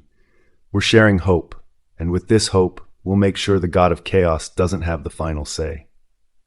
The team members nodded, their resolve unwavering. The lab's AI control room buzzed with a symphony of overlapping voices and the soft hum of sophisticated machinery. Multiple screens displayed streams of data, simulations, and real-time communication feeds from their international allies. The air was charged with a blend of urgency and optimism. Srinidhi stood at the center of the room, his eyes scanning the array of screens with unwavering focus. Saranya was beside him, her fingers dancing across a keyboard as she integrated the new technologies they had received from their global partners. The recent alliance had brought an influx of innovative solutions, and the team was working tirelessly to incorporate these advancements into their overall plan. "Tom, how's the firewall integration coming along?" Srinidhi asked, his voice cutting through the controlled chaos. Tom, hunched over his workstation with a pair of headphones draped around his neck, glanced up. "Almost there. Just need to run a few more tests to ensure there are no backdoors Dave could exploit." Mr. Mohan Leela Shankar, ever the pillar of wisdom, moved gracefully between workstations, offering quiet words of encouragement and advice. He paused beside Dr. Riya Chandrasekaran, who was deep in concentration, her brow furrowed as she pored over a complex set of equations. "Dr. Riya, how are the trajectory calculations holding up with the new data?" he inquired. Riya looked up, her eyes reflecting both exhaustion and determination. "The new algorithms from the European team have given us a more precise model. I'm recalibrating our projections now. It's promising." A sudden burst of static from the overhead speakers drew everyone's attention. Captain Ananya Iyer's voice crackled through the intercom. "Team, I've just landed with the last shipment of AI equipment. The transport was rough, but everything's intact and ready for deployment." Srinidhi allowed himself a brief smile of relief. "Excellent work, Captain. We couldn't have done this without you." Ananya's no-nonsense tone softened slightly. "Just doing my part. I'll be there shortly to oversee the installation." Raju Kumar, who had been assisting Saranya with the physical setup of the new hardware, wiped sweat from his brow and grinned. "This is starting to look like one of those sci-fi movies my kids love. Except, it's real." Saranya chuckled, her eyes crinkling with warmth. "Yes, Raju, but in this movie, we're not just watching, we're the heroes." Across the room, Dr. Akila Menon was in a quiet discussion with Dr. Krishnamurthy Venkatasan. The president's face was etched with the gravity of the situation, but there was a steely resolve in his eyes. "We're counting on you, Dr. Menon," he said. "Your ethical insights have been invaluable. We need your guidance now more than ever." Dr. Menon nodded, her expression thoughtful. "Thank you, Dr. Venkatasan. I'll do my best to ensure our actions remain just and humane, even in these dire circumstances." As the team continued to work, the room felt like a hive of activity, each member contributing their unique skills and perspectives. There was a palpable sense of unity, a shared purpose that transcended individual fears and doubts. Srinidhi took a moment to absorb the scene, feeling a swell of pride and gratitude. Despite the enormity of the task ahead, they were no longer just a group of individuals. They were a cohesive unit, stronger together than apart. He turned to Saranya, their eyes meeting in a silent exchange of determination and love. "We're going to make it," he said softly, more to himself than anyone else. Saranya squeezed his hand briefly before returning to her work. "Yes, we are, together." The hours stretched on, but the team's energy never waned. They adapted and collaborated seamlessly, integrating the new technologies with their existing systems. Every challenge was met with collective ingenuity, every setback with renewed resolve. As dawn broke, casting a warm glow over the control room, the team paused to take stock of their progress. The integration was complete, and their plan was stronger than ever. Srinidhi addressed the team, his voice carrying the weight of their shared journey. "We've come a long way, and we still have a tough road ahead. But today, we've proven that together we can overcome any obstacle. Let's keep pushing forward. A chorus of affirmations filled the room, a testament to their unyielding spirit. And as they turned back to their stations, the sense of cooperation and hope was palpable, a beacon guiding them through the darkness. Dr. Akila Menon stood at the head of the long conference table in the lab's dimly lit room. The overhead lights cast a soft glow, illuminating her thoughtful expression. Around her, the team members settled into their seats, their faces a mixture of anticipation and fatigue. Srinidhi Ranganathan, with his ever-furrowed brow, sat closest to Dr. Menon, his fingers interlaced and resting on the table. Saranya sat beside him, her eyes flicking between Dr. Menon and Srinidhi, a silent support. Mr. Mohan Leela Shankar, the venerable mentor, sat opposite Srinidhi, his eyes reflecting years of wisdom and quiet reserve. Dr. Menon took a deep breath, her voice steady but marked with the weight of the topic she was about to introduce. Thank you all for gathering here. I know we are under immense pressure, and time is of the essence. However, there is a matter of grave ethical concern that we must address before we proceed any further. The room fell silent, the hum of the lab's machinery the only sound. Dr. Menon continued, Our use of AI to divert the asteroid is groundbreaking, but it also presents significant ethical dilemmas. We are essentially playing God, deciding the fate of humanity, and we need to consider the repercussions of our actions. Srinidhi leaned forward, his voice calm but assertive. Akila, we are aware of the ethical implications, but we are also facing an existential threat. Our priority must be to save lives. Dr. Menon nodded, acknowledging his point. I understand that, Srinidhi, but we must also consider the long-term consequences of our actions. If we succeed, we will have demonstrated the power of AI to control natural events. This could lead to future misuse or over-reliance on technology, potentially causing more harm than good. Saranya, her voice soft yet firm, interjected, What are you suggesting, Akila? That we abandon our efforts? Dr. Menon shook her head. No, Saranya. I'm not suggesting we abandon the mission, but I am urging us to establish ethical guidelines and safeguards.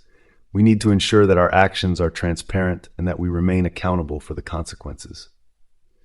Mr. Shankar, his voice resonating with experience, added, Dr. Menon raises a valid point. We must be cautious and consider the broader implications of our work. However, we also cannot afford to be paralyzed by indecision. A murmur of agreement spread through the room. Tom, the quirky hacker, leaned back in his chair, his usual jocular demeanor replaced by a rare seriousness. Look, I'm no ethics professor, but I know that once this is over, people are going to look at us as either heroes or villains. We need to make sure we can live with ourselves regardless of the outcome. Captain Ananya Iyer, her voice steady and composed, added, We must stay focused on our mission, but let's also set up a system of checks and balances. That way, we can mitigate any potential misuse of our technology in the future. Dr. Riya Chandrasekaran, the mathematician who had been silently listening, finally spoke, her voice tinged with anxiety. The pressure to get the calculations right is immense, but knowing that we are also considering the ethical aspects gives me some solace. We need to find a balance. The room was heavy with the weight of the discussion. Dr. Menon looked around, seeing the resolve on each face. I'm suggesting we form an ethics committee within our team. This committee would review our actions and decisions, ensuring that we remain true to our values while addressing the immediate threat. Srinidhi nodded, his expression thoughtful. I agree. Let's establish this committee. We need to ensure that our work does not lead to unintended consequences. The team members exchanged glances, a silent agreement passing between them.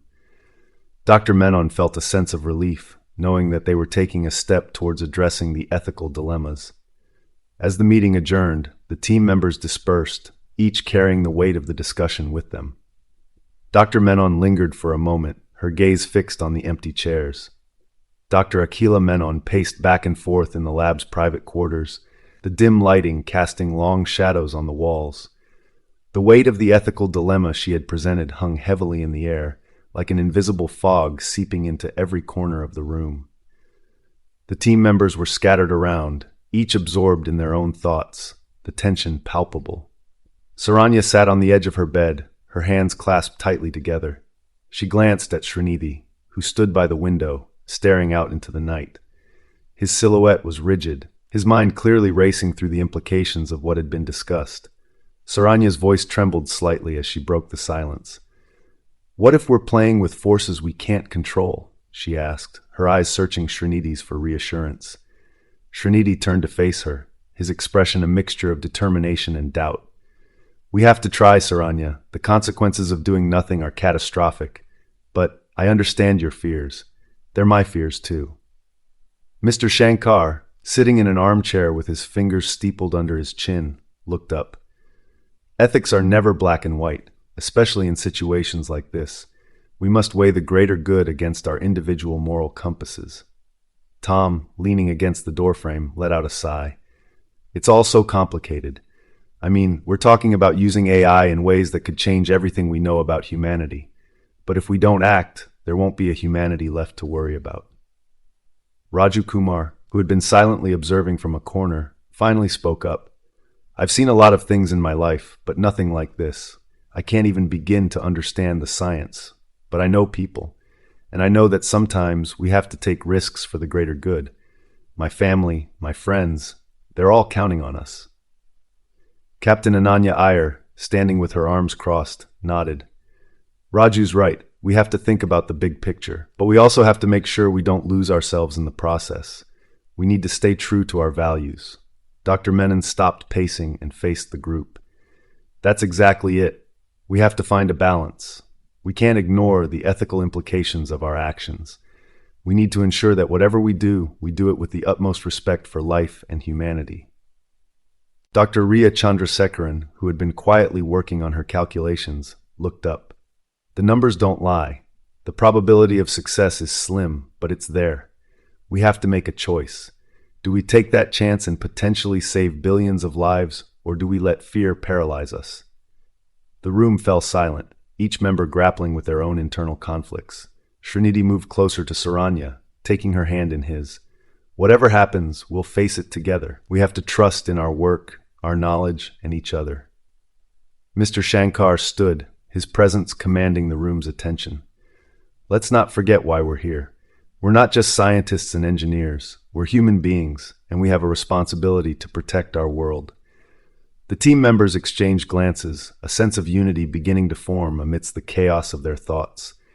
The ethical dilemma was far from resolved, but the conversations and personal conflicts had brought them closer together, each realizing the gravity of their mission and the importance of their collective strength. As they prepared to return to the lab's AI control room, the weight of their decisions still heavy on their shoulders, there was a newfound sense of determination. The hum of computers and the soft glow of monitors filled the lab's AI control room. Srinidhi stared at the complex data streams on the screen, furrowing his brow in concentration. Beside him, Mr. Shankar quietly observed, his hands clasped behind his back, projecting an air of calm wisdom. "Srinidhi, we need to address this ethical dilemma before it tears the team apart," Mr. Shankar said, his voice steady but urgent. "Dr. Menon's concerns are valid. We cannot afford to overlook the moral implications of our actions." Srinidhi took a deep breath, his mind racing through the myriad of issues they faced. "I know, Mr. Shankar, but every second we debate, we lose precious time. If we don't act soon, there won't be a world left to worry about ethical dilemmas." Mr. Shankar placed a reassuring hand on Srinidhi's shoulder. "True, but remember, the integrity of our mission depends on the unity of our team. We must find a way to address these concerns and move forward together." Srinidhi nodded, feeling the weight of responsibility pressing down on him. He turned to the console and brought up a visual representation of their current plan. "Let's break it down," he suggested. "What exactly is Dr. Menon's main concern?" Mr. Shankar's eyes softened as he began to explain. "She fears that in our haste to save the world, we might be creating an AI that could become uncontrollable, one that might make decisions beyond our moral and ethical boundaries. She's worried about the long-term consequences." Srinidhi leaned back in his chair, contemplating the ethical tightrope they were walking. "We need a failsafe, something that ensures our AI remains under human control at all times." Mr. Shankar nodded in agreement. "A failsafe is a start, but we also need transparency. The team needs to know that their concerns are being heard and addressed. Srinidhi's fingers danced over the keyboard, pulling up the AI's core protocols. He began coding a new layer of security, one that would require human verification for any critical decision made by the AI. "This should help," he said, his eyes still fixed on the screen. "But we also need to communicate this clearly to the team." As Srinidhi worked, Mr. Shankar moved closer, observing the code. "This is good, Srinidhi. It shows that we are taking their concerns seriously. But remember, the most important thing is trust. They need to trust us, and we need to trust them." Srinidhi nodded, feeling a newfound sense of clarity. "You're right. I'll call a meeting and explain the new protocols. We need to ensure everyone is on the same page." Just as he finished speaking, the door to the control room opened, and Saranya walked in. She looked between Srinidhi and Mr. Shankar, sensing the gravity of the moment. "Is everything okay?" she asked, her voice tinged with concern. Srinidhi looked up and smiled faintly. "Yes, Saranya. We're working on a resolution to the ethical concerns. We're adding a failsafe to ensure the AI remains under our control. I need your help to communicate this to the rest of the team." Saranya's eyes brightened with understanding. "Of course, I'll gather everyone in the conference room." As Saranya left to assemble the team, Mr. Shankar turned to Srinidhi. "This is a good step. Remember, leadership is not just about making decisions, it's about bringing people together." Srinidhi took a deep breath, feeling the weight of Mr. Shankar's words and the enormity of their task. "Thank you, Mr. Shankar, for everything." Mr. Shankar smiled, a rare softness in his eyes. "You have the strength to lead us through this, Srinidhi, and you have us to support you. We will get through this together." With renewed determination, Srinidhi finalized the new protocols, ensuring every detail was accounted for. As he finished, the team began to file into the conference room, their faces a mixture of anxiety and hope. Srinidhi stood at the head of the table, Mr. Shankar by his side. He looked around at the faces of his team, seeing not just colleagues, but people who had become like family. "Thank you all for coming," he began, his voice steady. "We've heard your concerns, and we've taken them to heart." He proceeded to explain the new fail-safe protocols, detailing how they would ensure the AI remained under human control. As he spoke, he saw the tension in the room begin to ease, replaced by a sense of cautious optimism. Dr. Menon, who had been one of the most vocal about the ethical issues, nodded thoughtfully as Srinidhi concluded. "This is a good start," she said. "It's important that we remain vigilant and hold ourselves accountable." Srinidhi met her gaze, feeling a sense of mutual respect. "Agreed. We must remain united and vigilant. We're in this together, and together we will succeed." As the meeting ended, there was a palpable shift in the room. The team, though still facing immense challenges, felt a renewed sense of purpose and camaraderie. They were ready to move forward, together, with integrity and determination. Srinidhi watched as his team dispersed, each member returning to their tasks with a newfound resolve. He felt a deep sense of gratitude and hope. They were not just fighting to save the world, they were fighting to preserve their humanity. And in that fight, they would find their strength. The hum of machinery filled the lab's main control room, a symphony of beeps and whirs that underscored the gravity of the situation. Monitors flickered with streams of data, the AI systems working tirelessly to process the complex calculations needed for the final push. Srinidhi Ranganathan stood at the center, his eyes darting between the screens and his team.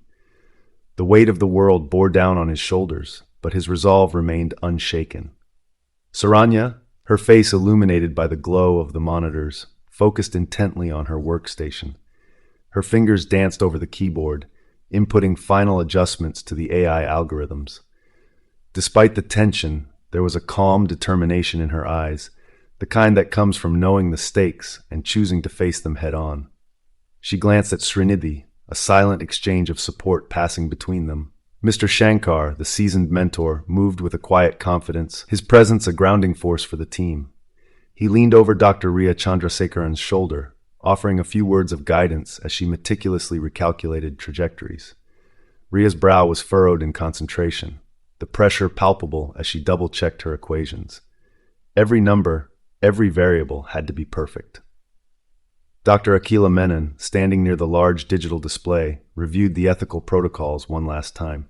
Her usual stern demeanor softened as she addressed the team. Remember, every action we take must be weighed with the consequences in mind. We are not just fighting for survival, but for the manner in which we choose to live. Raju Kumar, the auto driver, whose unexpected heroism had earned him a place among these brilliant minds, stood ready to assist. His jovial nature was momentarily subdued, replaced by a fierce determination.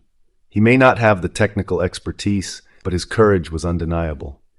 His eyes scanned the room, taking in the seriousness of the moment.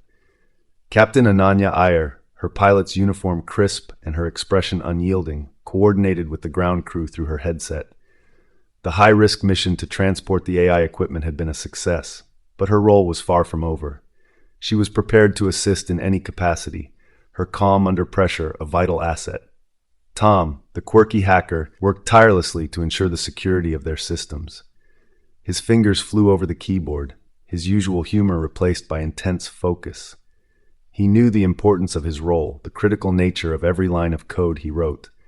Dave's sabotage had left scars, and the team was wary of further disruptions. Security protocols were doubled, every precaution taken to safeguard their mission. The memory of his betrayal lingered, a reminder of the fine line between genius and madness. Srinidhi took a deep breath, his voice clear and steady as he addressed the team. This is it, everyone. We've prepared for this moment, and now it's time to execute.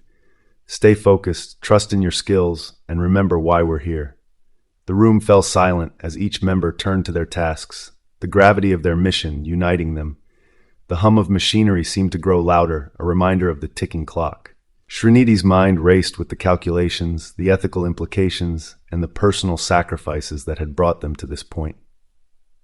Srinidhi's eyes met Saranya's once more, the unspoken promise of their future giving him strength.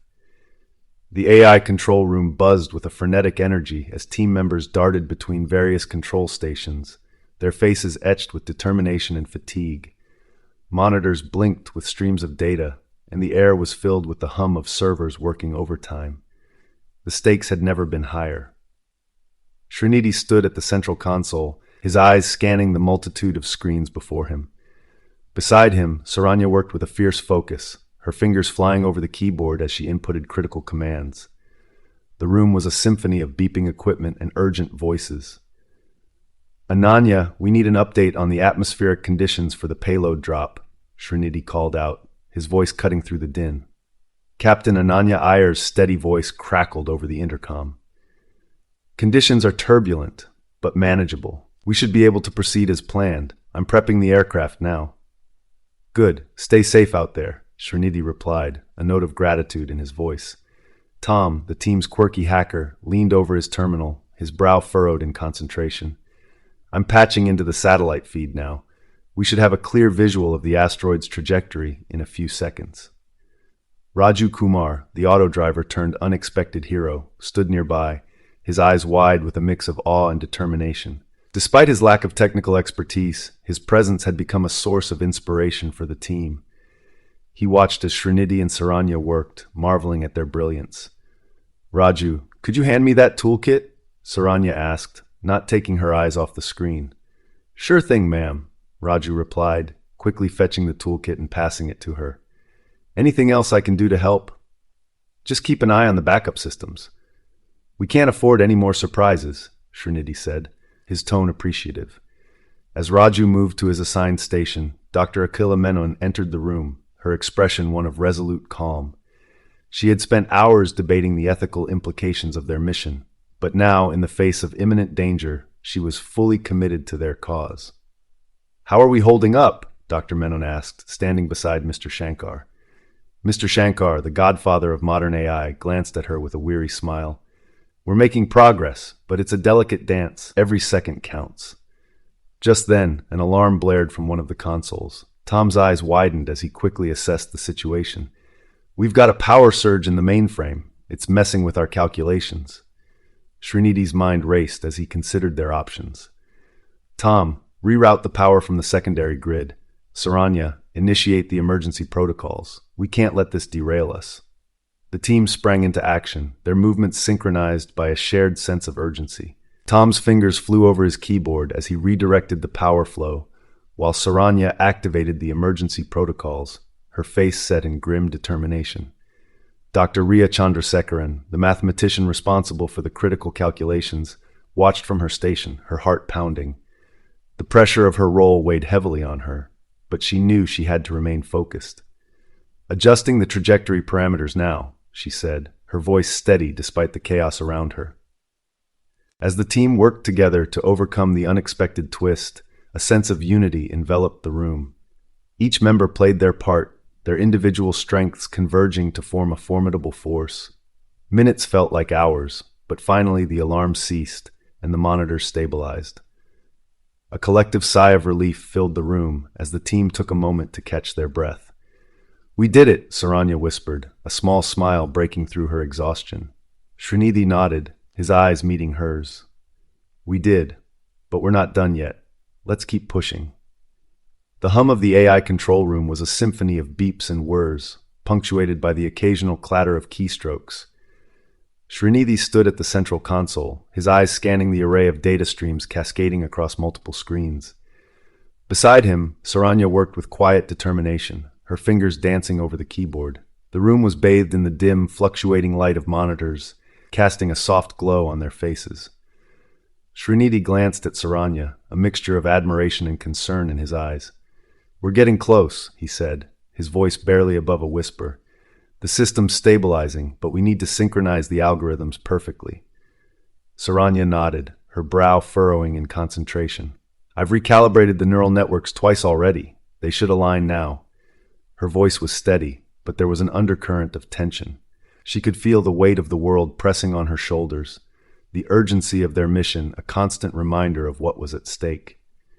Srinidhi reached out and placed a hand on her shoulder, a rare moment of tenderness in the midst of their high-stakes work. "You've done an incredible job, Saranya. I don't know how I would have managed without you."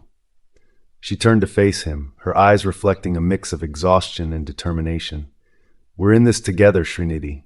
I can't shake the fear of what might happen if we fail." He drew her into a brief, reassuring embrace. "We won't fail. We can't afford to. We've come too far." His words were resolute, but he couldn't deny the flicker of doubt that passed through his mind. The enormity of their task was daunting, and the margin for error was non-existent. As they pulled apart, their gazes locked, a silent understanding passing between them. They had both sacrificed so much, time, comfort, even their sense of normalcy, for this mission. And now they were on the brink of either saving the world or witnessing its destruction. "Let's get back to work," Saranya said, her voice firmer now. "We need to cross-check the temporal data vectors and ensure the spatial alignment is precise." Srinidhi nodded, his focus sharpening. They returned to their consoles, the familiar rhythm of their work providing a semblance of calm amidst the chaos. Minutes stretched into hours as they fine-tuned the algorithms, their minds working in perfect sync. Occasionally, their hands would brush as they reached for the same control or pointed at the same data stream, each touch a reminder of their connection. Despite the intensity of their task, there was a comfort in knowing they faced it together. Finally, Saranya let out a small sigh of relief. The neural networks are synchronized, temporal and spatial alignments are holding steady. Srinidhi double-checked the data, a smile breaking across his face. "Perfect. Now, let's integrate the final sequence." They worked side by side, their movements fluid and coordinated. As the final sequence initiated, the room seemed to hold its breath. Data streams merged, algorithms clicked into place, and the AI system began to hum with a newfound energy. Srinidhi glanced at Saranya, his smile widening. "We've done it. The system is ready." Saranya returned his smile, a sense of accomplishment washing over her. "Now, we just need to execute it flawlessly." He took her hand, squeezing it gently. "We will. Together." In that moment, amidst the hum of the AI and the flickering screens, they found a brief respite from the looming threat. Their bond, forged through countless challenges and shared fears, had never felt stronger. And as they prepared to face the final hurdle, they knew that whatever the outcome, they would face it side by side. The lab's main control room buzzed with a palpable tension. The walls, lined with screens displaying data streams, glowed with a cold, artificial light. The air hummed with the whir of computers and the rapid typing of keyboards. Each team member was engulfed in their tasks, the weight of the world pressing on their shoulders. Srinidhi stood at the center, his eyes darting between the screens and his team. His usually calm demeanor was tinged with an edge of nervous energy. Saranya, beside him, monitored the AI systems, her fingers flying over the keyboard.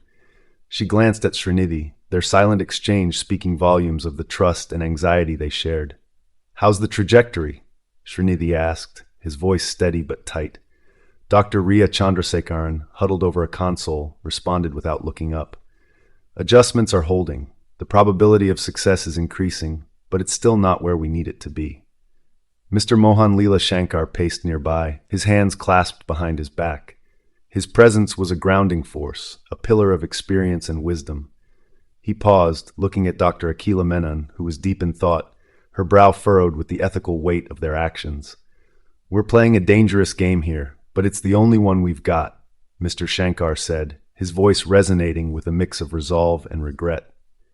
Captain Ananya Iyer, standing by the communication console, kept her eyes fixed on the radar display.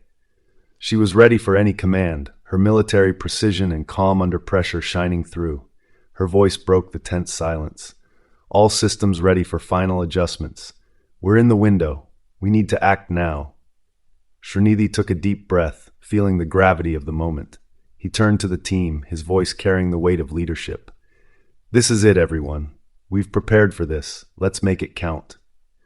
Tom, the quirky hacker, was at the back, his usual light-hearted demeanor replaced by intense focus. He nodded, acknowledging the gravity of the moment. "All systems are synced. Just say the word." Raju Kumar, the auto driver who had become an unexpected hero, stood by, his eyes wide with a mix of fear and determination. Despite his humble background, he had proven to be an essential part of the team. He gave a thumbs up, a gesture of solidarity and hope. Srinidhi's gaze softened as he looked at Saranya. She gave him a reassuring smile, a silent promise of their shared future. He turned back to the main console, his fingers hovering over the final command. "Initiating final sequence," Srinidhi announced, his voice steady. The room held its collective breath as he pressed the key. The screens flickered, data streams cascading in a symphony of numbers and trajectories. The AI systems kicked into overdrive, calculating, adjusting, and executing the plan they had meticulously crafted. The asteroid's trajectory began to shift, a subtle but crucial change. Dr. Ria's voice broke the silence, a note of triumph tinged with caution. "Trajectory is altering. We're at 80% success probability and climbing." Cheers erupted, but the moment was fleeting. An alert flashed on one of the screens, a warning of a critical system overload. Panic rippled through the team, but Srinidhi's voice cut through the chaos. "Stay focused. We can handle this. Raju, reroute auxiliary power to the stabilizers." Raju's hands moved with surprising dexterity, his quick thinking and sharp wit proving invaluable. Auxiliary power rerouted, stabilizers active. The tension in the room was a living thing, a collective heartbeat pounding in unison. Srinidhi's eyes fixed on the main display, watching the asteroid's path shift further. The probability ticked higher, reaching the critical threshold. Captain Ananya's voice was clear and calm. "We did it. The trajectory is clear." A wave of relief washed over the room. Tears glistened in Saranya's eyes as she turned to Srinidhi, their shared joy and relief palpable. Mr. Shankar's usually stoic face softened with a rare smile. But the victory was bittersweet. The sacrifices made, the ethical dilemmas faced, and the personal toll on each team member lingered in the air. The asteroid was diverted, but the journey had changed them all. Srinidhi looked around at his team, feeling a profound sense of gratitude and respect. "We did it together. Thank you, everyone. This was a collective effort, and we couldn't have done it without each one of you." As the room began to process the magnitude of their success, the team members embraced, their bonds forged in the crucible of crisis. Around the world, people held their breath as the team in Mumbai executed their final plan. In bustling cities and remote villages alike, eyes were glued to television screens, mobile devices, and radios, awaiting news of their fate. In New York, a news anchor's voice trembled with emotion as she relayed the latest update. Ladies and gentlemen, we have just received word from the International Coalition team in Mumbai. The asteroid God of Chaos has been successfully diverted from its collision course with Earth. In a small cafe in Paris, patrons erupted into cheers and applause, strangers hugging one another in celebration. A young woman with tears streaming down her face clutched her phone, whispering a prayer of thanks. Meanwhile, in the slums of Mumbai, children ran through the narrow lanes, shouting the news to anyone who would listen. An elderly man who had seen his share of hardships sat quietly on a wooden bench, a single tear of relief rolling down his weathered cheek. In a sleek, modern newsroom in Tokyo, reporters scrambled to update their broadcasts. "This is a historic moment," one newscaster declared, adjusting his glasses. "The world owes a debt of gratitude to the brave men and women who have averted this disaster." On the streets of Rio de Janeiro, a street performer with a guitar shifted his tune to a lively samba, inviting passers-by to dance. The air was filled with an electric sense of relief and celebration, as people of all ages joined in the impromptu festivity. In a remote village in Africa, a group of villagers gathered around a single radio, hanging on to every word of the broadcast. When the news finally came through, their joy was palpable.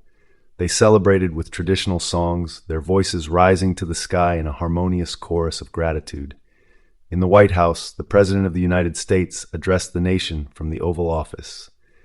"Today, humanity has triumphed against an unprecedented threat. We stand united in our relief and gratitude, and we look forward to a future where our global cooperation can achieve even greater things."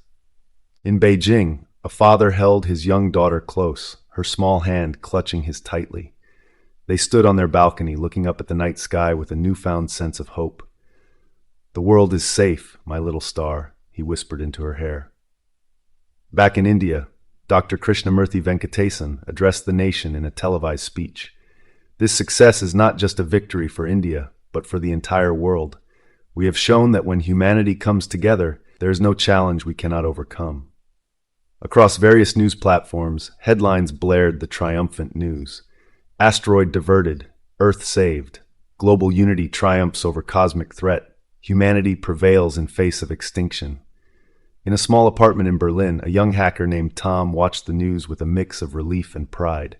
He had been a part of something monumental, and though his contribution had been behind the scenes, it felt no less significant.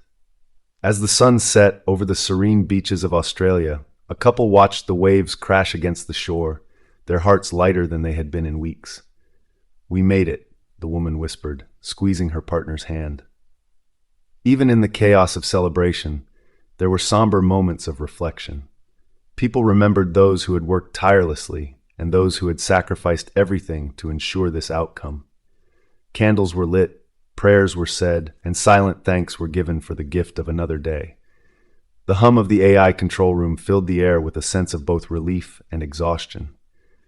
The team, a diverse assembly of minds and spirits, gathered around the central console. The harsh fluorescent lights above cast a clinical glow, revealing tired eyes and weary faces. Yet there was an unspoken bond, a shared sense of victory and sacrifice that lingered in the room. Srinidhi stood at the helm, his eyes scanning the data streams on the large central screen. The asteroid had been diverted, Earth's salvation secured for now. He glanced around at his team, each member lost in their own thoughts. Saranya, her hand resting on his shoulder, offered a soft, reassuring squeeze. Her eyes, though tired, glimmered with the same hope that had kept them all going. Mr. Shankar, the patriarch of the team, leaned back in his chair, his usually sharp demeanor softened by a rare moment of introspection. The lines on his face seemed deeper, etched by the weight of countless sacrifices and the burden of guiding this mission. He caught Srinidhi's gaze and nodded, a silent acknowledgement of a job well done. Dr. Menon, ever the moral compass, sat with her arms folded, her brow furrowed in thought.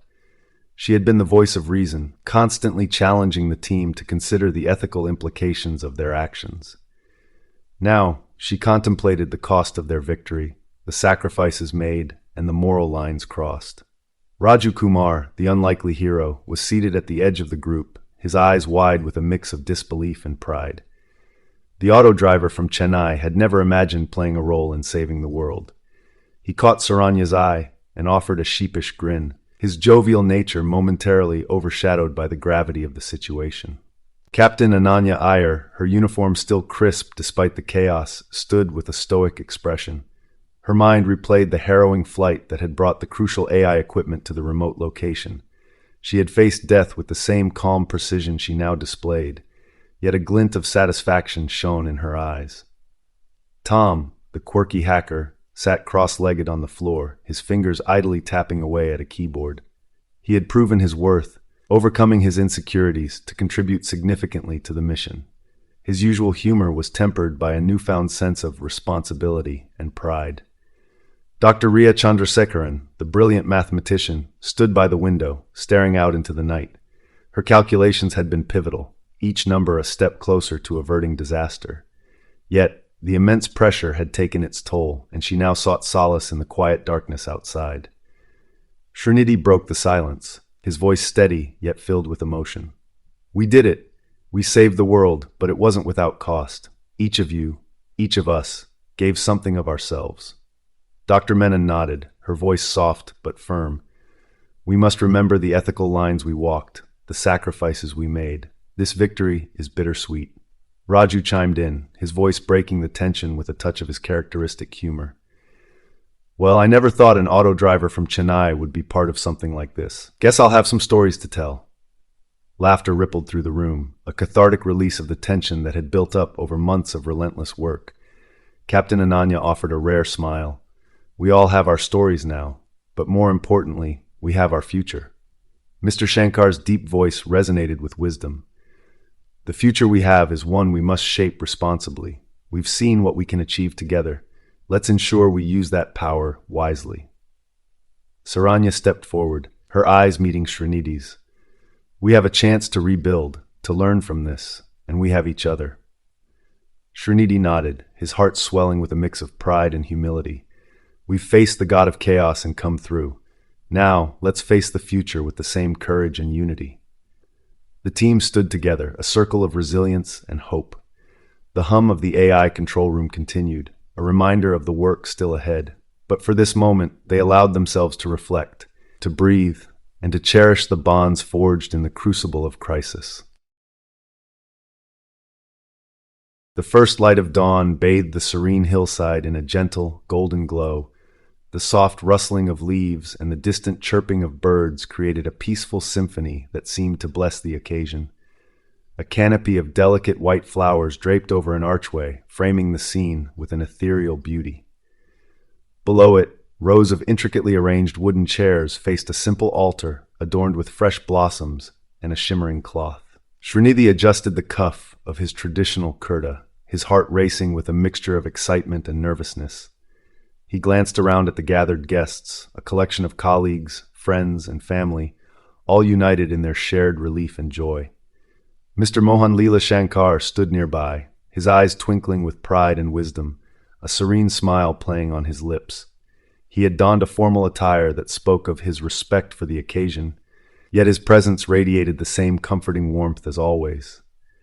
Saranya, in a stunning sari that mirrored the colors of the dawn, walked towards the altar with graceful steps, her eyes locked with Srinidhi's.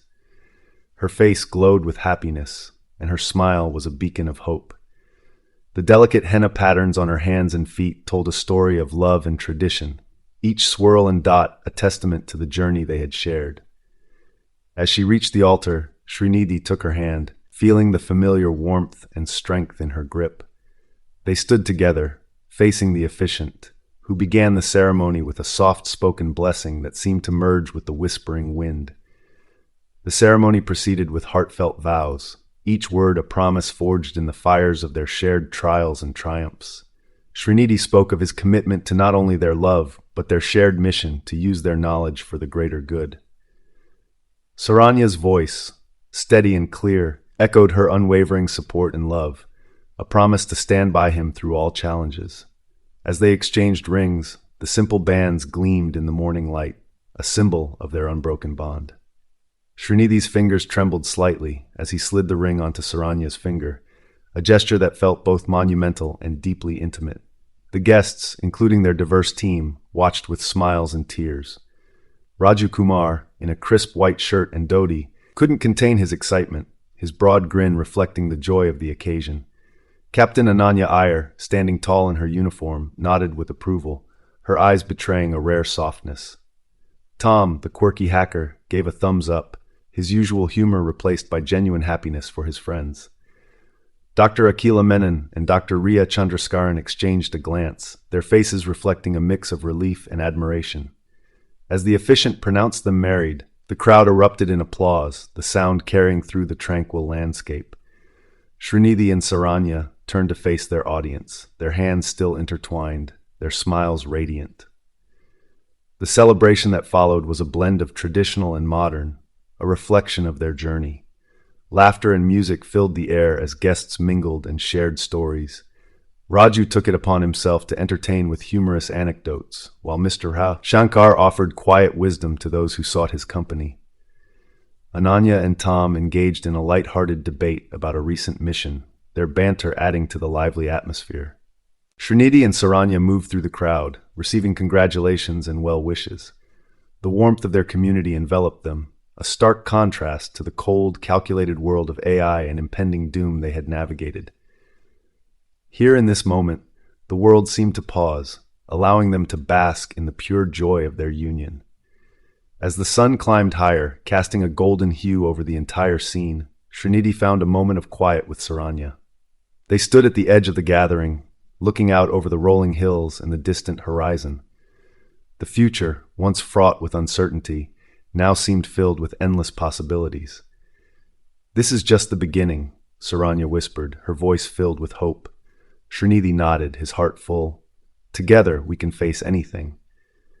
And in that serene, timeless moment, surrounded by the people who had become their family, they knew that no matter what challenges lay ahead, they had each other. In the heart of Mumbai, the city buzzes with renewed energy.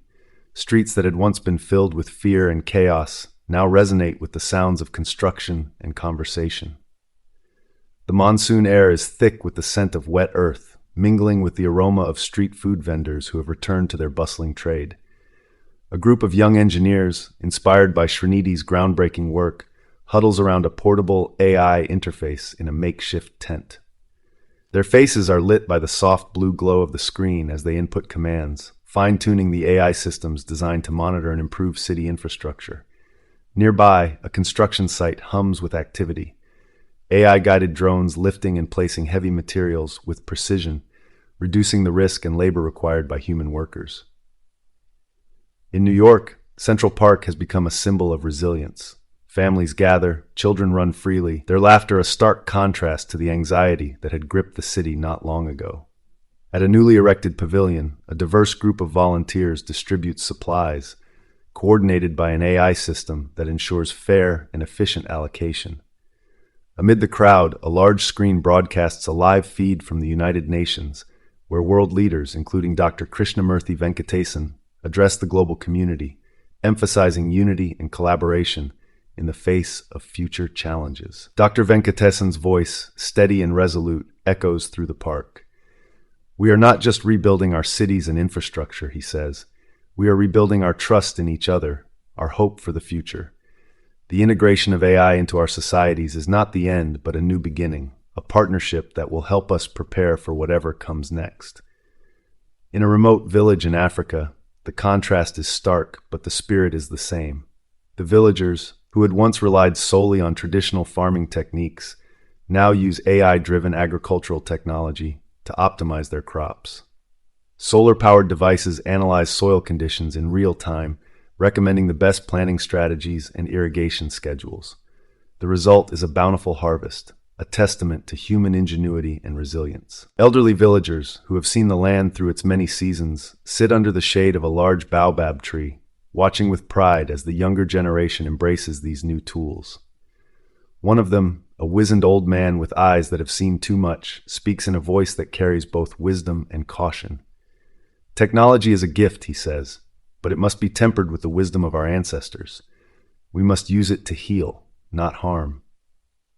In the skies above, Captain Ananya Iyer pilots an aircraft, this time filled not with AI equipment, but with relief supplies destined for regions still recovering from the asteroid's near miss.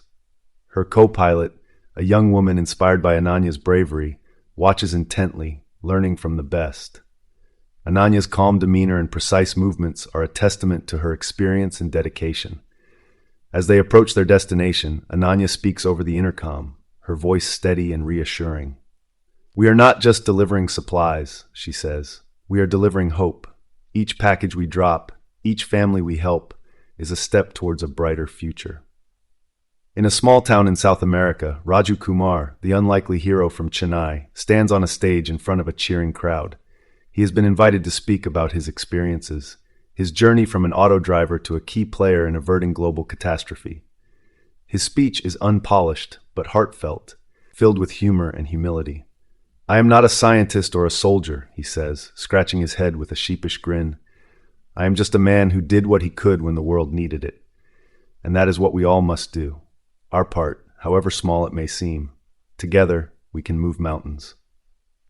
Throughout these diverse settings, AI plays a crucial role in the rebuilding process.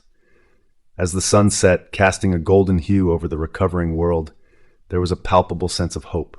People everywhere, from bustling metropolises to quiet villages, were united in their determination to rebuild, to learn from the past, and to embrace the future with courage and wisdom. The hum of the lab's AI control room was a comforting constant, a testament to the relentless efforts of Srinidhi and his team.